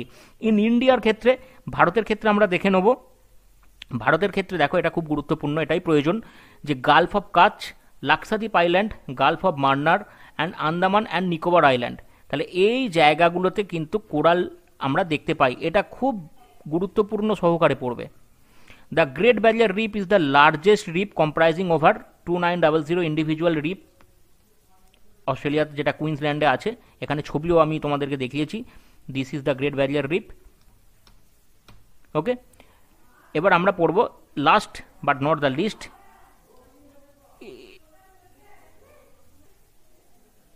তাহলে প্রথম যে ইম্পর্টেন্সটা আমরা দেখতে পাবো 1 নম্বর এবং সবথেকে গুরুত্বপূর্ণ, দেখো coral reefs provide a source of food and shelter for a large variety of species including fish, shellfish, fungi, sponges, sea animals, sea urchin, sea snake, sea stars, worms, jellyfish, turtles and snails. এত কিছু মনে রাখার দরকার নেই, মানে যে oceanic element যেগুলো আছে, লিভিং এলিমেন্ট, তাদের ক্ষেত্রে বিশেষ করে এটা মনে রাখবে যে কোরাল রিফ যে জায়গাগুলো সেখানে কারা থাকে, ফিশ, কারণ এটা ইকোনমিক ওয়েতে আমাদের কাছে খুব ইম্পর্টেন্ট ইকোনমির জন্য। এবং এই যে মাছ ধরা হয় এতই কোরাল রিফ অঞ্চলগুলোতে পাওয়া যায়। এর সাথে আরও কিছু সমুদ্রের প্রাণী পাওয়া যায় যেগুলো বায়োলজিক্যাল ইম্পর্টেন্স প্রচুর, যেগুলো থেকে ওষুধ তৈরি হয়। কিছু ফাঙ্গিস পাওয়া যায় যেগুলো থেকে দামি দামি তোমার হার্টের ডিজিজের, রাইট, তোমার সুগারের ক্যাপসুলস তৈরি হয়। Okay, next, coral reefs are the foundation for many marine species and thus a crucial support for human life.